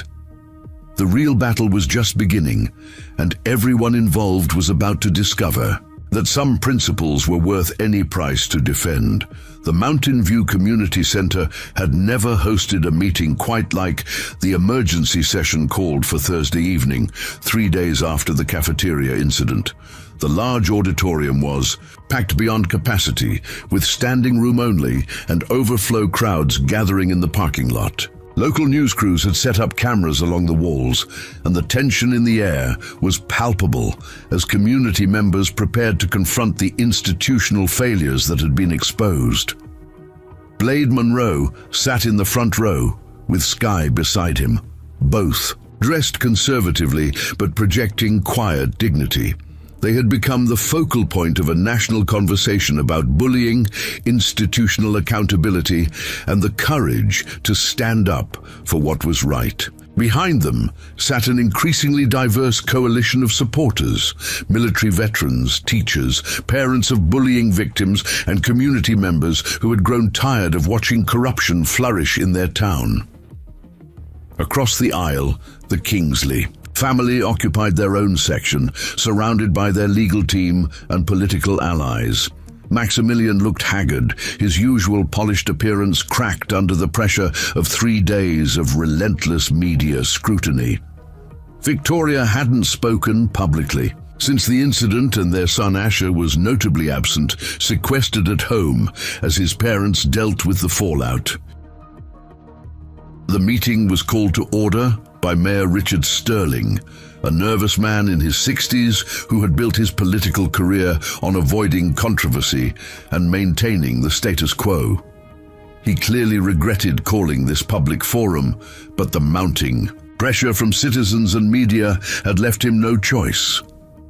Ladies and gentlemen, Mayor Sterling began, his voice carrying poorly in the large space, we're here tonight to address the concerns that have arisen following the incident at Jefferson.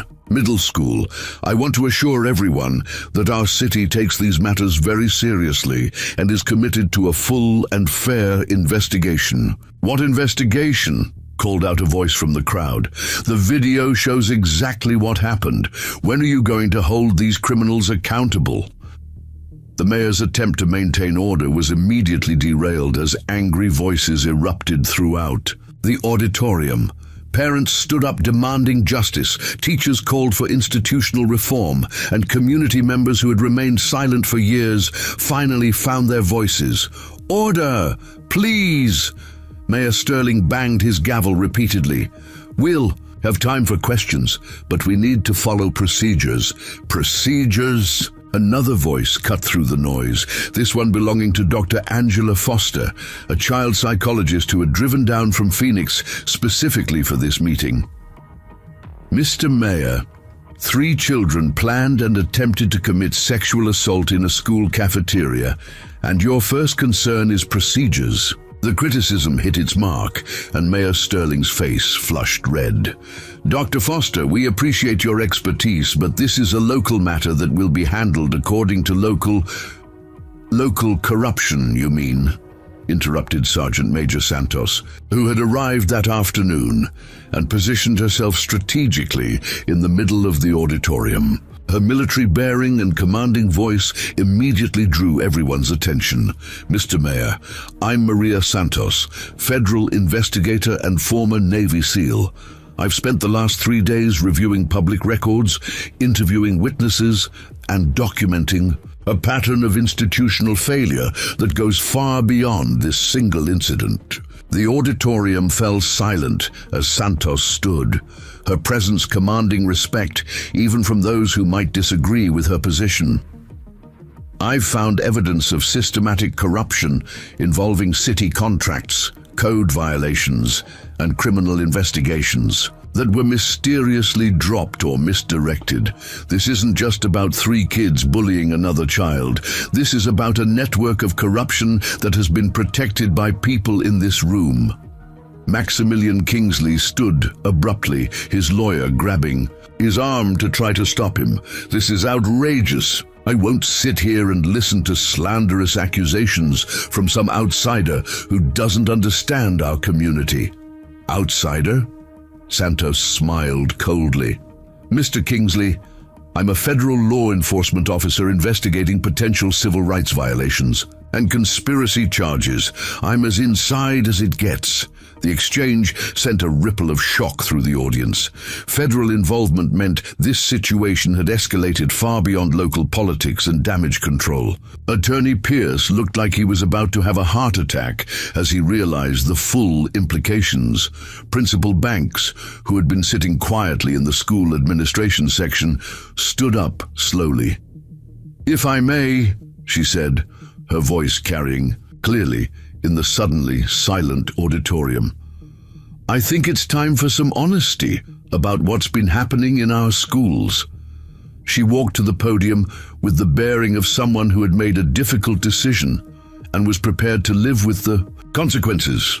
3 days ago, I thought I was dealing with a typical school disciplinary matter. What I discovered was that I had been complicit in creating an environment where predators could operate freely because they had the right last names and their parents had the right connections.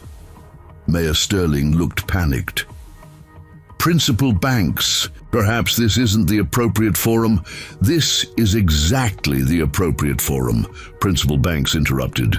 "The people of this community have a right to know that their children's safety has been sacrificed to protect political relationships."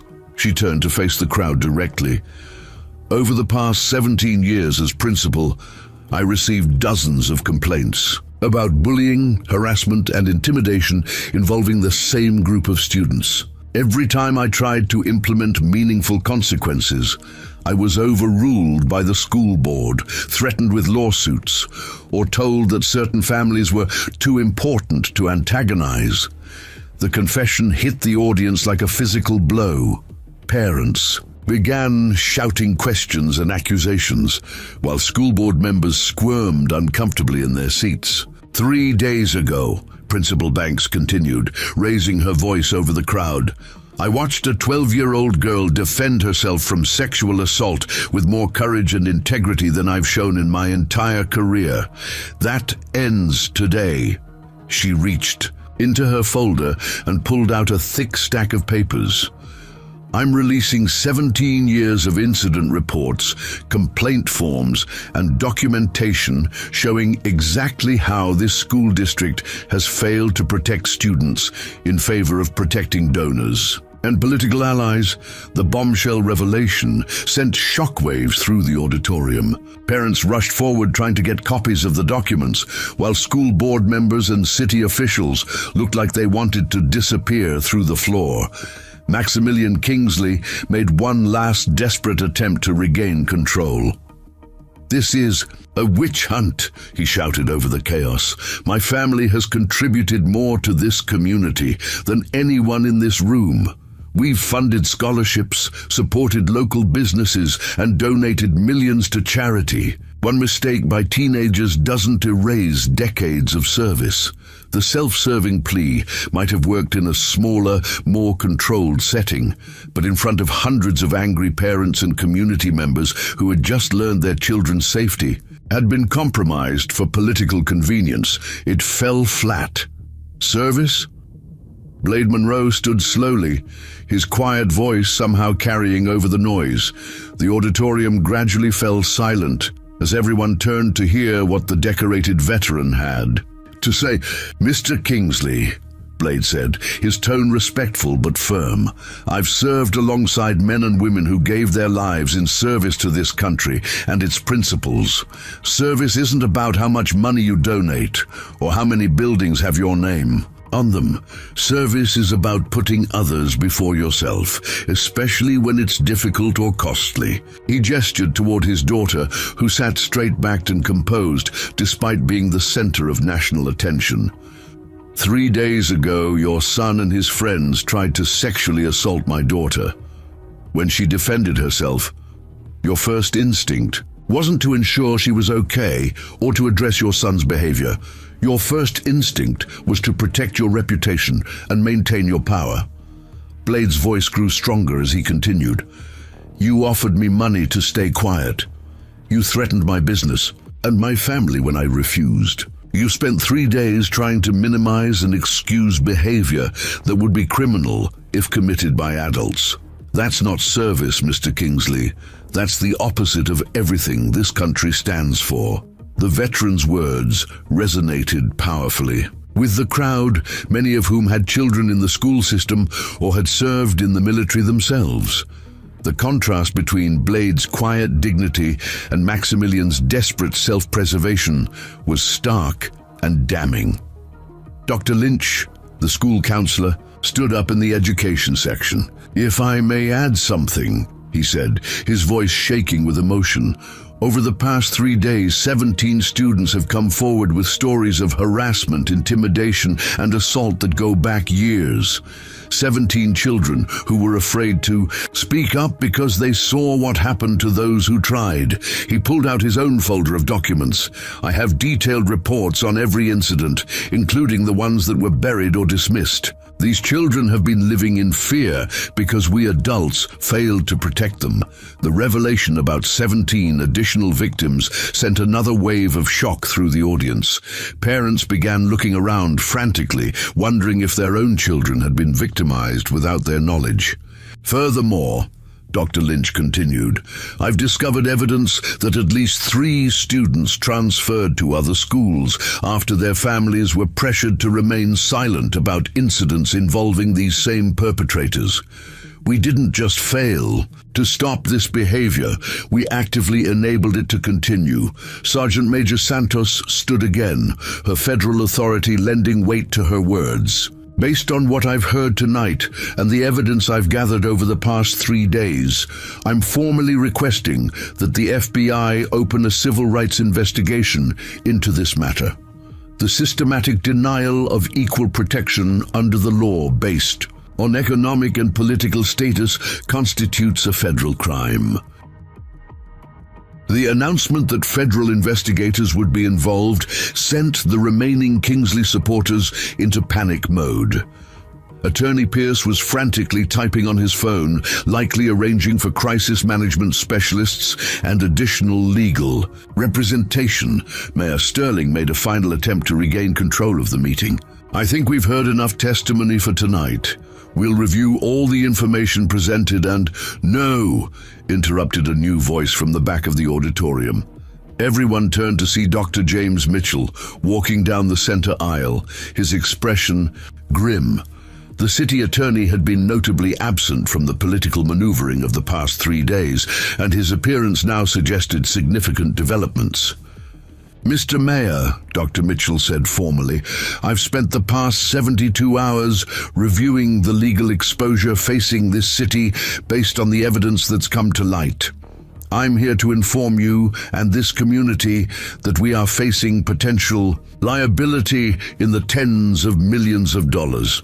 The financial implications hit the audience like a thunderbolt.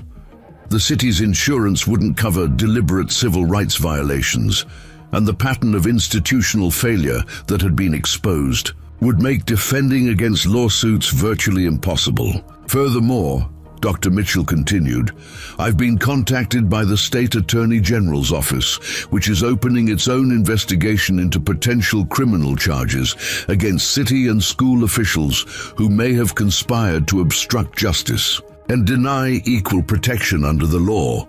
The meeting had become a complete disaster for those who had hoped to contain the situation. What had started as an attempt at damage control had become a public confession of systematic corruption and institutional failure. As the evening drew to a close, battle lines had been clearly drawn.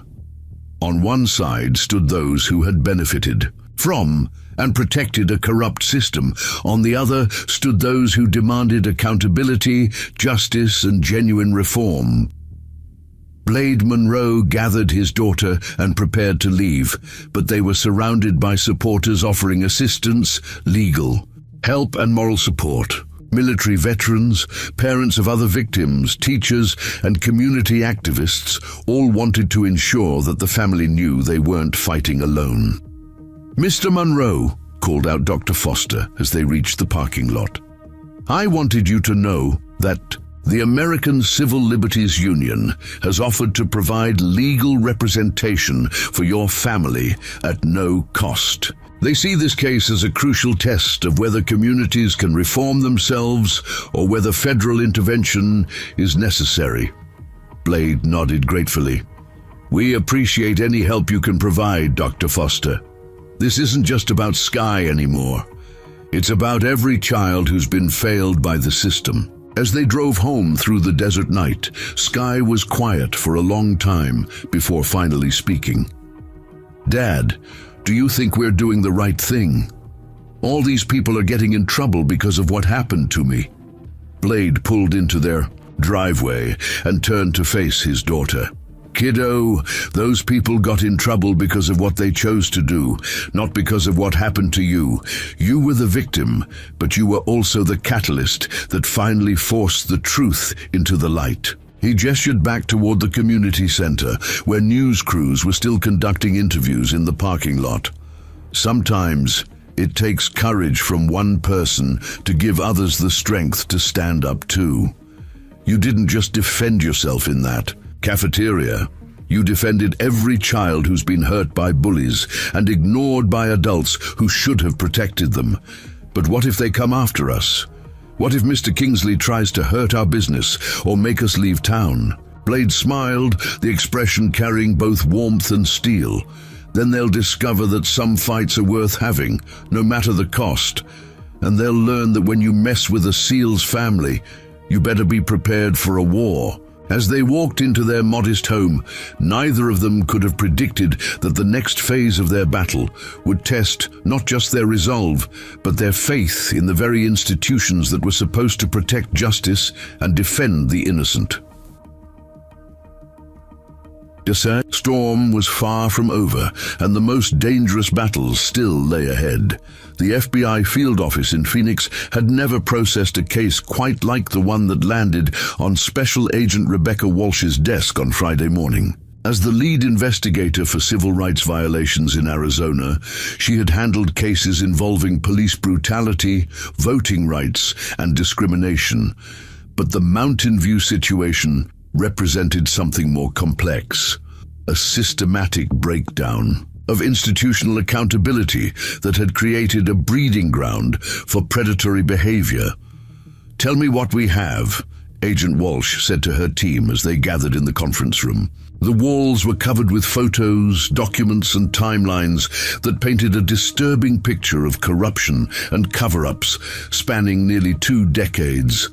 Agent David Chen, a specialist in institutional corruption, stood at the presentation board. Principal Banks's document dump gave us 17 years of evidence showing a pattern of protecting privileged students from consequences. We have incident reports that were buried, complaints that were ignored, and testimony from multiple school officials who were ordered to minimize or dismiss violations. "What about the current case? The video evidence is unambiguous," replied Agent Sarah Martinez, who specialized in crimes against children. 3 students conspired to sexually assault a 12-year-old victim in front of dozens of witnesses. When she defended herself, the initial response from school administration was to treat her as equally culpable until public pressure forced them to acknowledge the truth. Agent Walsh studied the timeline on the wall. "And the federal angle?" "Civil rights violations under color of state authority," Agent Chen continued.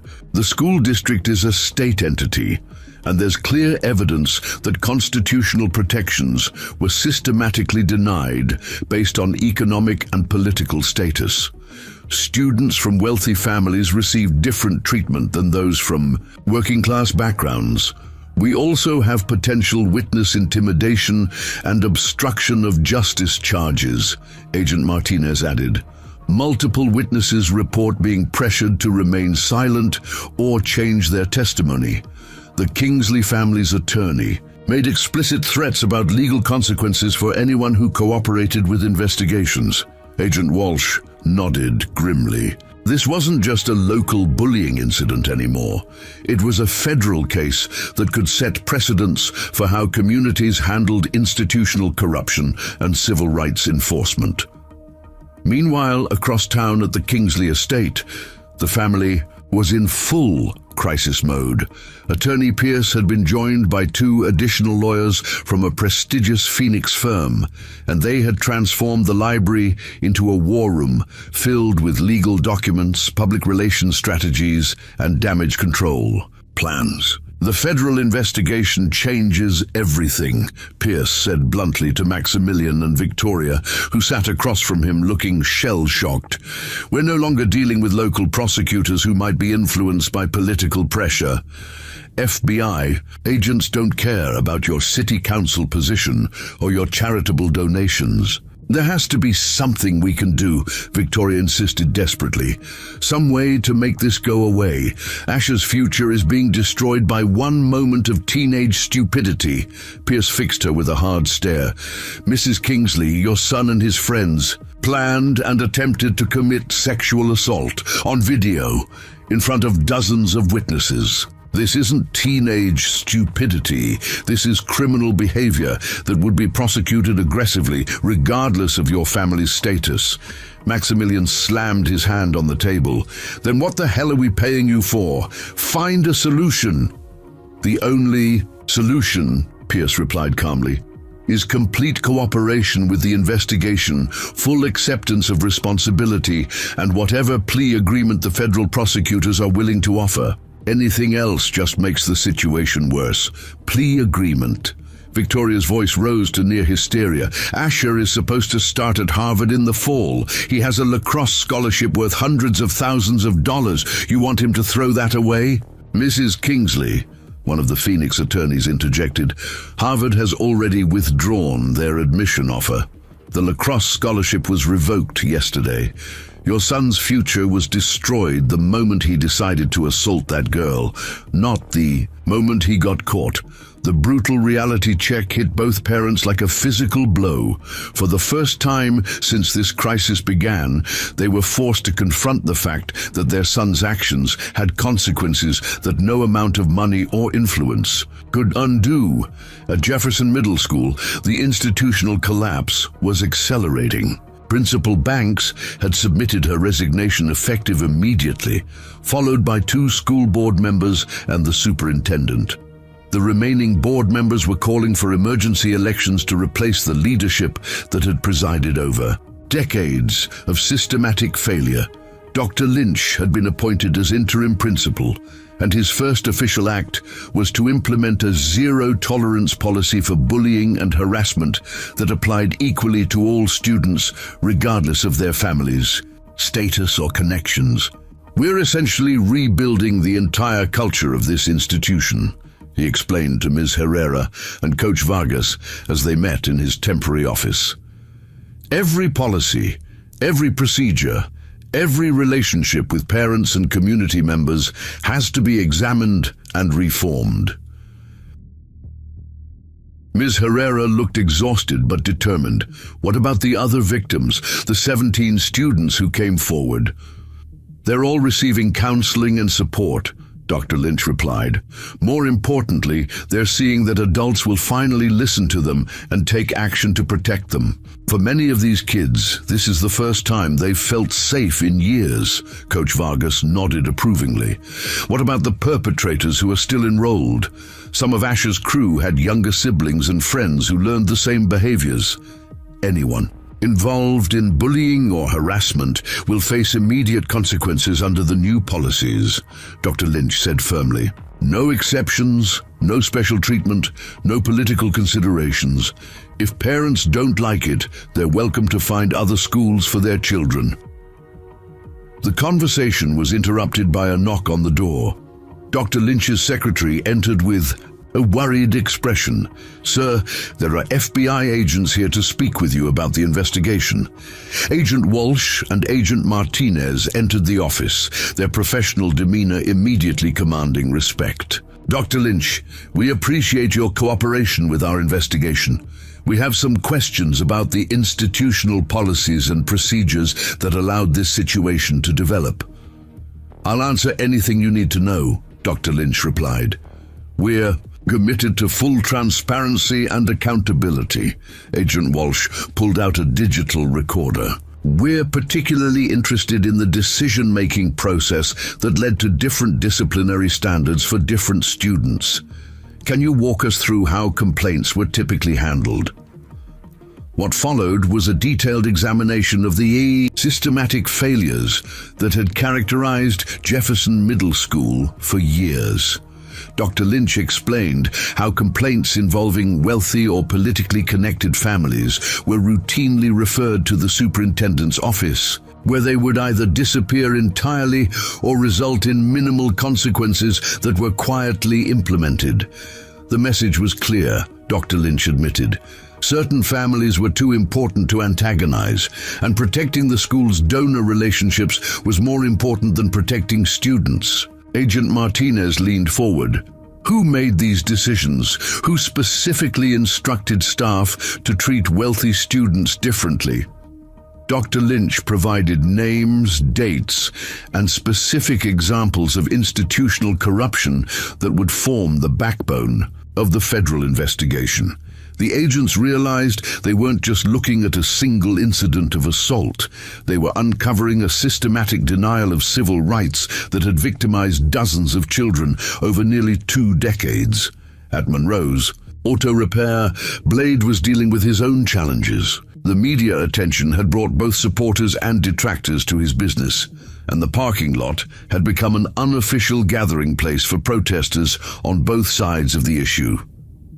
"Boss," Tony Russo called from the office, "you got another call from a reporter, and there's a lady here says she's from some legal organization, wants to talk to you." Blade emerged from under the hood of a pickup truck to see Dr. Foster waiting in his office, accompanied by a sharp-dressed woman in her 30s who projected confidence and competence. "Mr. Monroe," Dr. Foster said, "I'd like you to meet Sarah. Kim, the Regional Director for the American Civil Liberties Union. She's here to discuss legal representation for your family." Sarah Kim stood and extended her hand. "Mr. Monroe, the ACLU is prepared to provide full legal representation for your family at no cost. We see this case as a crucial test of whether communities can reform themselves when confronted with systematic civil rights violations." Blade shook her hand, appreciating her direct approach. "What exactly are you proposing, Ms. Kim?" "Complete legal support for both the criminal case and any civil litigation that follows," she replied. "We want to ensure that your daughter receives justice and that the institutional failures that enabled this assault are fully addressed." "And what do you want in return?" Sarah Kim smiled. "Nothing except your commitment to see this through to the end. Too often, families in your situation are pressured to accept quiet settlements that allow corrupt systems to continue operating. We want to make sure that doesn't happen here." Before Blade could respond, his phone rang. The caller ID showed Sergeant Major Santos, and he stepped away to take the call. "Blade, we have a problem," Santos said without preamble. "I've been monitoring communications, and it looks like the Kingsley family is planning something desperate. Their attorney has been making calls to private investigators and crisis management specialists." "What kind of something?" "The kind that involves digging up dirt on you and Sky to discredit your testimony. They're also exploring options for making this problem disappear through means that don't involve the legal system." Blade felt a cold anger settling in his chest. "Are you saying they're planning to threaten my family?" "I'm saying they're planning to do whatever it takes to protect their son and their reputation. The federal investigation has them cornered, and cornered animals do desperate things. What do you recommend? Stay alert, document everything, and remember that you're not alone in this fight. The FBI is watching too, and any attempt to intimidate witnesses or obstruct justice will just add to their legal problems." After ending the call, Blade returned to find Sarah Kim and Dr. Foster waiting patiently. "Ms. Kim, I appreciate the ACLU's offer. When do we start?" "We already have," she replied, pulling out a stack of legal documents. "I've filed motions to intervene in the criminal case and begun preparations for civil litigation.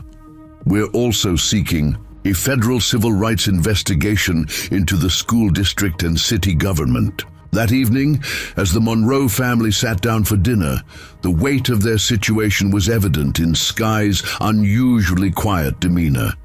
She had been handling the pressure remarkably well, but the constant media attention and public scrutiny was taking its toll. "Dad," she said quietly, "some kids at school are saying their parents told them to stay away from me. They're saying I'm trouble, and that anyone who associates with me might get their family sued." Blade set down his fork and looked at his daughter seriously. "Kiddo, that's what happens when you stand up to bullies.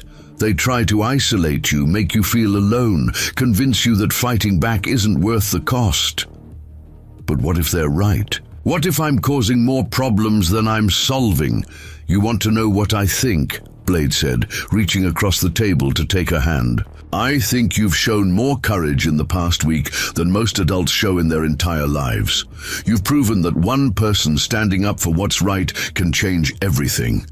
He gestured toward the stack of mail on the kitchen counter. Letters of support from veterans, teachers, parents, and children from across the country. "You're not alone in this fight, Sky. You've inspired people to find their own courage and stand up to their own bullies. But what if the bad guys win? What if Mr. Kingsley and his lawyers find a way to make this all go away?" Blade smiled, the expression carrying both warmth and steel. "Then they'll discover that this particular fight isn't going away quietly, and they'll learn that some principles are worth defending no matter what it costs." As they finished dinner, none of them could have predicted that the Kingsley family's desperation would soon escalate into actions that would transform their local battle into a national symbol of the fight between corruption and justice. The most dangerous phase of their confrontation was about to begin, and everyone involved would be tested in ways they had never imagined. The first sign that the Kingsley family had crossed a line came at 3 in the morning when Blade's security system triggered an alert. Years of military training had conditioned him to wake instantly at any unusual sound, and he was out of bed and moving towards Sky's room before the alarm had finished its first cycle. Through the window, he could see a dark sedan parked across the street with 2 figures inside, their attention focused on his house. The vehicle had been there for over an hour, according to his security system's log, and its occupants were clearly conducting surveillance on his family. Blade quietly checked on Sky, who was sleeping peacefully, then moved to his home office, where he activated the recording system he had installed after Sergeant Major Santos's warning about potential intimidation efforts. If the Kingsley family wanted to escalate this conflict beyond the legal system, he would document every moment. His phone buzzed with a text message from an unknown number. "Nice house. Shame if something happened to it. Drop the charges and move on." Instead of feeling intimidated, Blade smiled grimly. The Kingsley family had just committed federal crimes of witness intimidation and criminal threats, all while under FBI surveillance. Their desperation was making them sloppy, and their sloppiness would be their downfall. He forwarded the text message to Agent Walsh, then settled in to watch the surveillance team outside his house. By dawn, they would discover that threatening a Navy SEALs family was a mistake that would cost them far more than they could afford. At 6 a.m., Agent Walsh arrived with a tactical team and arrested the 2 private investigators conducting surveillance. Their employer records led directly back to a firm contracted by the Kingsley family's attorneys, providing clear evidence of a conspiracy to intimidate witnesses in a federal investigation. "Mr. Monroe," Agent Walsh said, as the suspects were loaded into FBI vehicles, "we've been monitoring the Kingsley family's communications since the federal investigation began. This surveillance operation is just the tip of the iceberg." She handed him a folder containing transcripts of recorded phone calls between Maximilian Kingsley, his attorneys, and various private investigators. The conversations revealed a systematic effort to discredit the Monroe family, intimidate witnesses, and obstruct the federal investigation. "They've been researching your military record, looking for any incidents they could use against you," Agent Walsh continued. "They've also hired investigators to follow other families whose children came forward as victims, hoping to pressure them into recanting their statements." Blade read through the transcripts, his anger growing with each page. The Kingsley family wasn't just protecting their son anymore. They were actively attacking the families of his victims in an attempt to preserve their reputation and avoid accountability. "What are you going to do about it?" "We're arresting Maximilian Kingsley and Jonathan Pierce this morning on federal charges of witness intimidation, obstruction of justice, and conspiracy to violate civil rights. Their private war against your family just became a federal case with mandatory minimum prison sentences."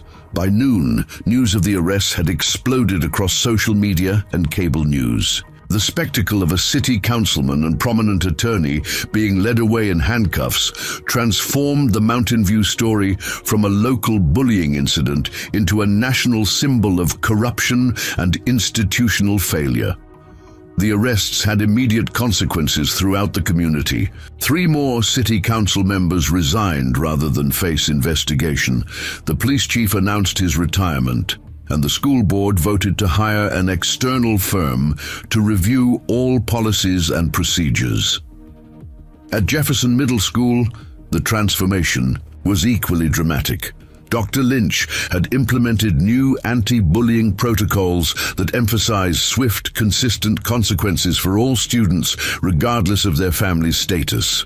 Teachers who had been afraid to report incidents for years suddenly found themselves supported by administration and empowered to protect their students. "It's like watching a community wake up from a nightmare," Ms. Herrera told Coach Vargas as they observed students interacting during lunch period. "Kids who've been afraid for years are finally relaxing, finally feeling safe to be themselves." The most remarkable change was visible in the group of 17 students who had come forward as victims. Led by Marcus Reed, who had become an unlikely advocate for accountability, they had formed a peer support group that helped other bullying victims find their voices and report incidents. "When I saw Sky stand up to Asher," Marcus explained to a reporter covering the school's transformation, "it made me realize that we didn't have to live in fear anymore. We didn't have to accept being treated badly just because someone had money or connections." Meanwhile, the legal proceedings were moving forward with unprecedented speed. Federal prosecutors had assembled an overwhelming case that included video evidence, witness testimony, documented patterns of institutional corruption, and now evidence of witness intimidation and obstruction of justice. Asher Kingsley faced with the reality of federal charges and his family's complete legal exposure, had finally agreed to cooperate with prosecutors. His confession detailed not just the cafeteria assault, but years of harassment and intimidation that had been enabled by his family's influence and the school's unwillingness to enforce consequences. "I thought I was untouchable," Asher admitted during his recorded confession, his voice breaking with emotion. "My dad always told me that our family was special, that rules were different for us, that money could fix any problem. I believed that until I met Sky Monroe." The teenager's statement continued for over 3 hours, describing incidents that painted a disturbing picture of entitled behavior that had escalated over years without meaningful intervention. "I want to apologize to everyone I hurt," Asher concluded. "I want to make things right somehow, even though I know I can't undo what I did. Sky Monroe is braver than I'll ever be, and she deserves justice." The confession, along with corroborating evidence from other students, provided prosecutors with an airtight case that extended far beyond the original assault charges. The pattern of behavior it revealed would form the basis for civil rights violations that could result in significant prison sentences for all involved. As the legal machinery ground forward, the Monroe family was dealing with their own challenges. The media attention had brought both overwhelming support and ugly attacks from those who viewed their fight for justice as a threat to the established order. Sky had returned to school, but found the experience surreal. Students who had once ignored her now sought her out for advice about dealing with bullies. Teachers treated her with a respect that seemed inappropriate for a 12-year-old. And everywhere she went, people stared and whispered about the girl who changed everything. "Sometimes I wish we could just go back to normal," she confided to her father one evening as they worked together in his garage. "When people look at me now, they don't see Sky Monroe. They see some kind of symbol or hero, and I don't know how to be that."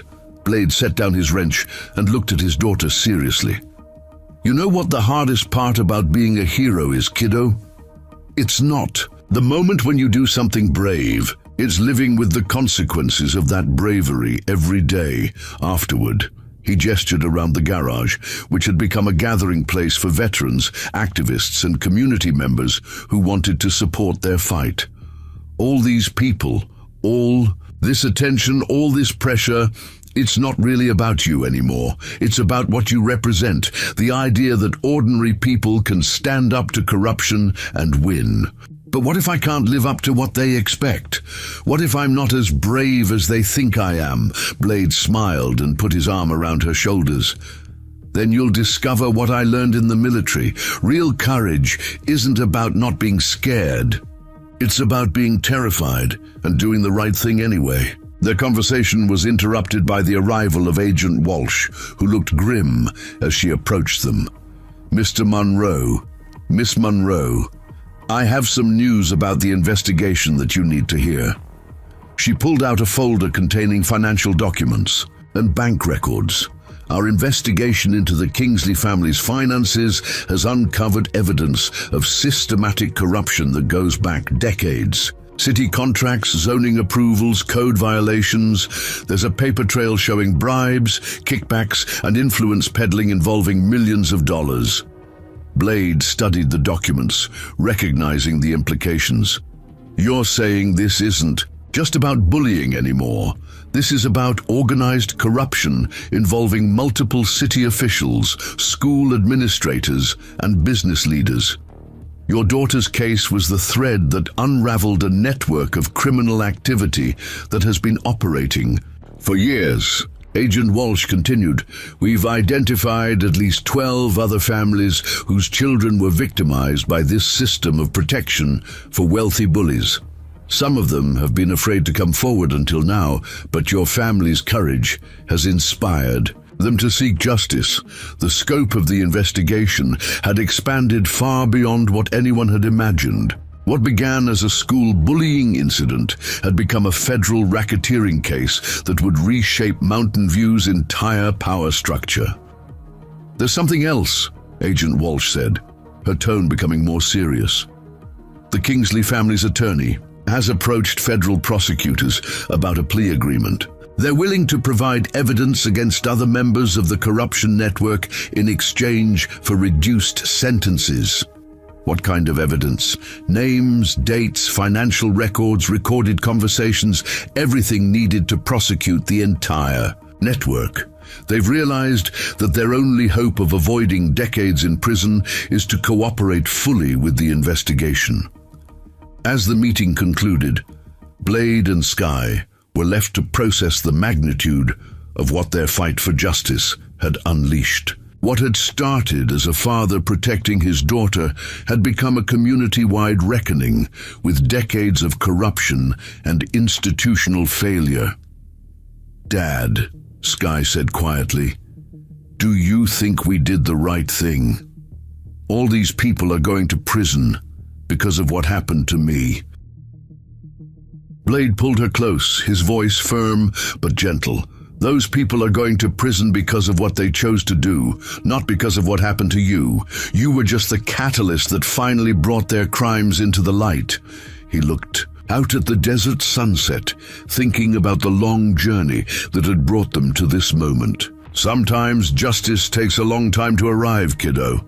But when it finally comes, it has to be complete. Half measures just allow corruption to grow back stronger. As they prepared for the final phase of their legal battle, neither of them could have predicted that the biggest challenges still lay ahead. The forces they had challenged weren't ready to surrender without one final desperate attempt to preserve their power and avoid accountability. The climax of their fight for justice was about to test everything they believed about courage, integrity, and the price of standing up for what was right. 6 months after that fateful day in the Jefferson Middle School cafeteria, the federal courthouse in Phoenix was packed with reporters, community members, and families whose lives had been forever changed by one 12-year-old girl's refusal to be a victim. Judge Donna Pierce, who had been brought in from the U.S. District Court to ensure impartiality, prepared to deliver sentences that would reshape Mountain View and send a message about institutional accountability that would resonate across the nation. Blade Monroe sat in the front row with Sky beside him, both dressed conservatively, but projecting the quiet dignity that had characterized their entire journey through the legal system. Behind them sat an extraordinary coalition of supporters, military veterans, teachers, parents of bullying victims, civil rights activists, and community members who had found their voices through the Monroe family's courage. The transformation in Sky over the past 6 months had been remarkable. The shy, studious girl who had defended herself in a cafeteria had become a confident young woman who spoke at anti-bullying conferences and testified before congressional committees about institutional reform.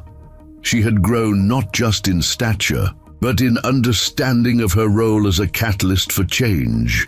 "Are you ready for this, kiddo?" Blade asked quietly as they waited for the proceedings to begin. "I think so," Sky replied, her voice steady despite the magnitude of the moment. "It's strange to think that this all started because someone tried to humiliate me. Now it feels like we've helped change everything." The first defendant brought before Judge Pierce was Asher Kingsley, now 15 and bearing little resemblance to the arrogant bully who had terrorized Jefferson Middle School. His cooperation with federal investigators had been complete and damaging to the entire corruption network, but it wouldn't spare him from the consequences of his actions.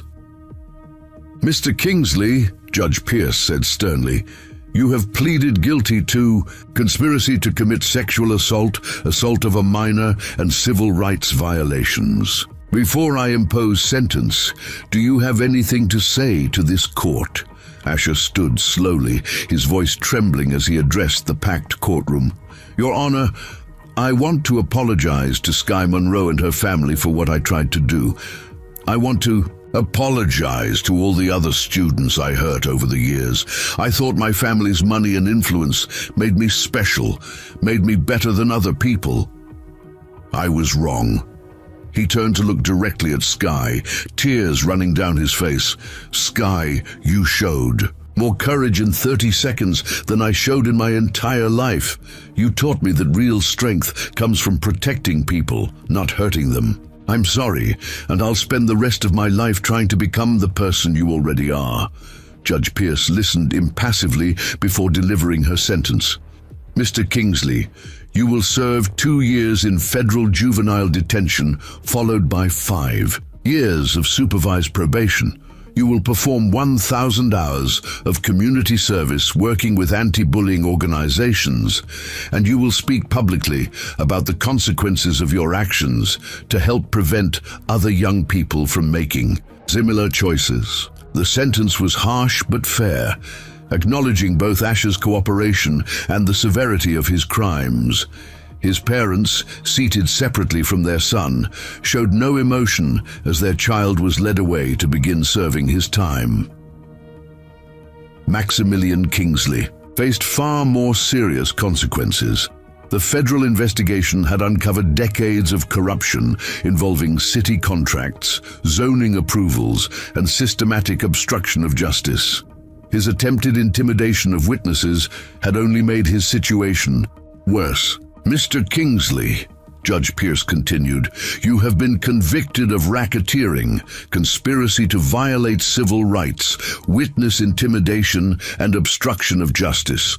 Your crimes represent a systematic abuse of public trust that undermined the very foundations of democratic governance." The former city councilman stood to face his sentence, his expensive suit and political connections now worthless in the face of overwhelming evidence and federal jurisdiction. "You will serve 15 years in federal prison, pay restitution of $12 million to the city of Mountain View, and forfeit all assets obtained through corrupt activities. Your actions created a culture of impunity that enabled the victimization of dozens of children. Justice demands nothing less than the complete dismantling of the criminal enterprise you led." The sentence sent shockwaves through the courtroom. 15 years meant Maximilian Kingsley would be nearly 70 when released, his political career and social standing permanently destroyed.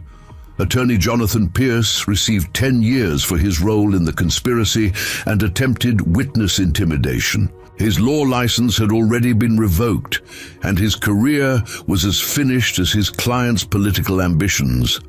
The other defendants, school administrators, city officials, and business leaders who had participated in the corruption network, received sentences ranging from probation to 8 years in prison. The message was clear: institutional corruption would be prosecuted to the fullest extent of federal law.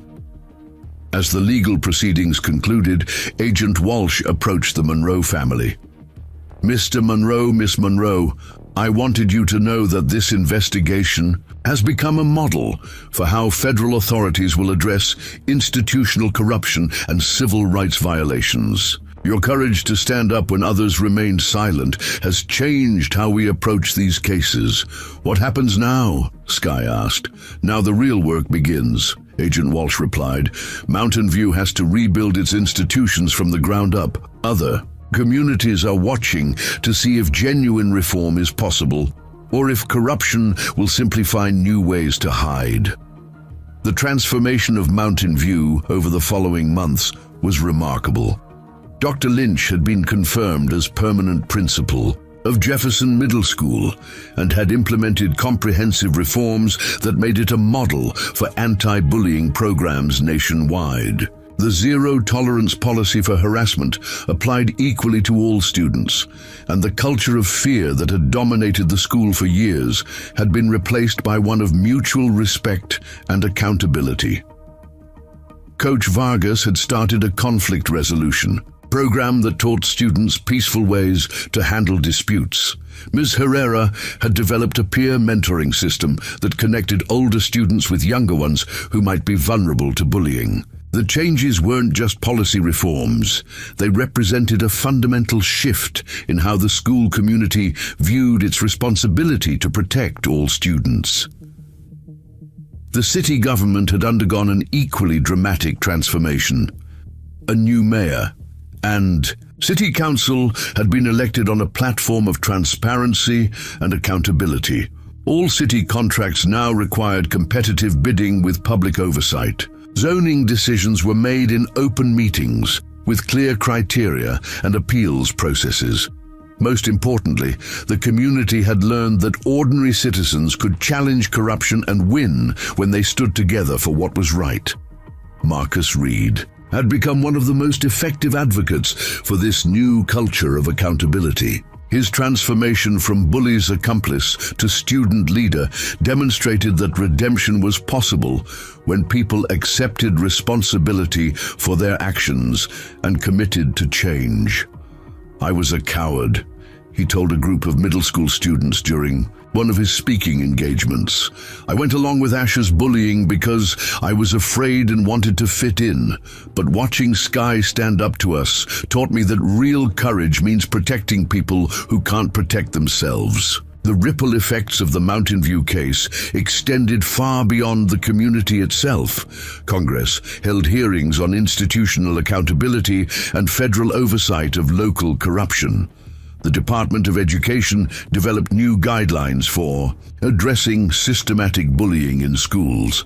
Civil rights organizations used the case as a template for challenging corruption in other communities.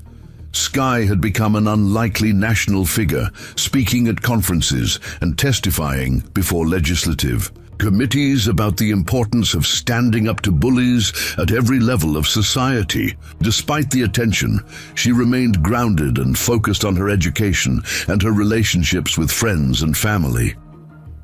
People keep calling me a hero, she told her father one evening as they worked together in his garage. But I don't feel like one. I just did what you taught me to do. I refused to let someone hurt me. Blade looked up from the engine he was rebuilding, pride evident in his expression. That's exactly what makes you a hero, kiddo. Heroes aren't people who aren't afraid. Heroes are people who do the right thing even when they are afraid. He gestured around the garage, which had become a gathering place for veterans and community activists who continued to work for reform and accountability. What you did in that cafeteria wasn't just about defending yourself. It was about defending everyone who's ever been bullied, everyone who's ever been told to stay quiet, everyone who's ever been afraid to stand up to power. But it's exhausting sometimes, Sky admitted. Everyone expects me to be this symbol of courage and justice, and sometimes I just want to be a normal teenager. You are a normal teenager, Blade replied. You're just a normal teenager who did something extraordinary when it mattered most. That's what normal people do when they're pushed to their limits. They find strength they didn't know they had. As the first anniversary of the cafeteria incident approached, Mountain View prepared to host a conference on institutional reform and community accountability. Educators, law enforcement officials, and civil rights activists from across the country would gather to discuss how other communities could implement the changes that had transformed this small Arizona town. Sky had been asked to deliver the keynote address, a responsibility that both honored and intimidated her. Standing before an audience of adults who looked to her as an inspiration for their own fights against corruption and injustice would be her biggest challenge yet. "What am I going to tell them?" she asked her father as they prepared for the conference. "What wisdom does a 13-year-old have to offer people who've been fighting these battles for decades?" "Tell them the truth," Blade replied simply. "Tell them that change starts with one person refusing to accept that things have to stay the way they are. Tell them that courage is contagious and that when one person stands up, others find the strength to stand with them." The conference was held at the renovated community center, the same building where Principal Banks had made her confession and the community had chosen sides between corruption and accountability. The symbolism wasn't lost on anyone present as Sky took the stage to address an audience that included federal officials, educators, activists, and community leaders from dozens of states. "A year ago," Sky began, her voice clear and confident, "I was just a normal kid trying to eat lunch in peace. I never wanted to be a symbol or a hero or an inspiration. I just wanted bullies to leave me alone." She paused, looking out at the audience that hung on her every word. "What I learned is that sometimes you don't get to choose when to be brave. Sometimes bravery chooses you, and you have to decide whether to rise to the occasion or let fear win." The adults in my community had let fear win for years. They were afraid of lawsuits, afraid of political retaliation, afraid of standing up to powerful people who used their influence to hurt children. But fear doesn't protect anyone, it just enables more harm. Sky's voice grew stronger as she continued.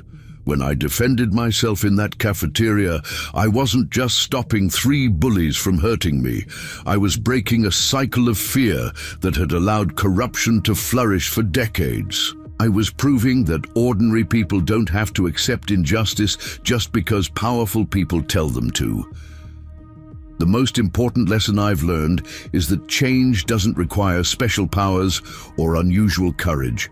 It just requires ordinary people deciding that enough is enough, that children deserve protection, that justice matters more than political convenience." She concluded with words that would be quoted in newspapers and repeated at conferences for years to come. Every community has its own bullies, its own corruption, its own systems that protect the powerful at the expense of the vulnerable. But every community also has people who are tired of accepting that reality.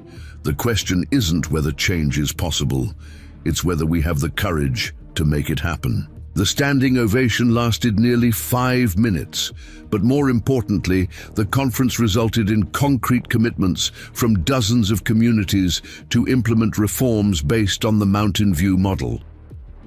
As the anniversary events concluded, and life in Mountain View settled into its new normal, the Monroe family reflected on the extraordinary journey that had transformed their lives and their community. Sky had returned to being a typical teenager in many ways, focused on her studies, her friendships, and her martial arts training. But she carried herself with a confidence and awareness that spoke to the battles she had fought and won. She had learned that individual courage could inspire collective action, and that lesson would guide her for the rest of her life. Blade had found his own peace in the aftermath of their victory. The auto repair shop remained busy, but it had also become a symbol of blue-collar integrity and the power of working families to challenge entrenched corruption. Veterans from across the region stopped by to shake his hand and thank him for proving that military values of honor and service mattered in civilian life too. Most importantly, They had demonstrated that the American promise of equal justice under law wasn't just a slogan. It was an achievable goal when ordinary citizens found the courage to demand accountability from their institutions. The story of Sky Monroe would be told for generations as an example of how individual bravery could spark community transformation. But for the girl at the center of it all, the greatest victory wasn't the national attention or the policy changes or the criminals brought to justice. The greatest victory was walking through the halls of Jefferson Middle School and seeing students of all backgrounds learning together in an environment free from fear, knowing that her moment of courage had created a legacy of safety and respect that would protect countless children for years to come. In the end, that was what heroes really did. They made the world a little bit safer for everyone who came after them. And by that measure, Sky Monroe had succeeded beyond anyone's wildest imagination. The little girl who had refused to be a victim had become something far more powerful. She had become proof that justice was possible when good people found the courage to fight for it. The end. Up next, 2 more incredible stories are waiting for you right on your screen. If you enjoyed this one, you won't want to miss this. Just click to watch. And don't forget to subscribe. It would mean a lot.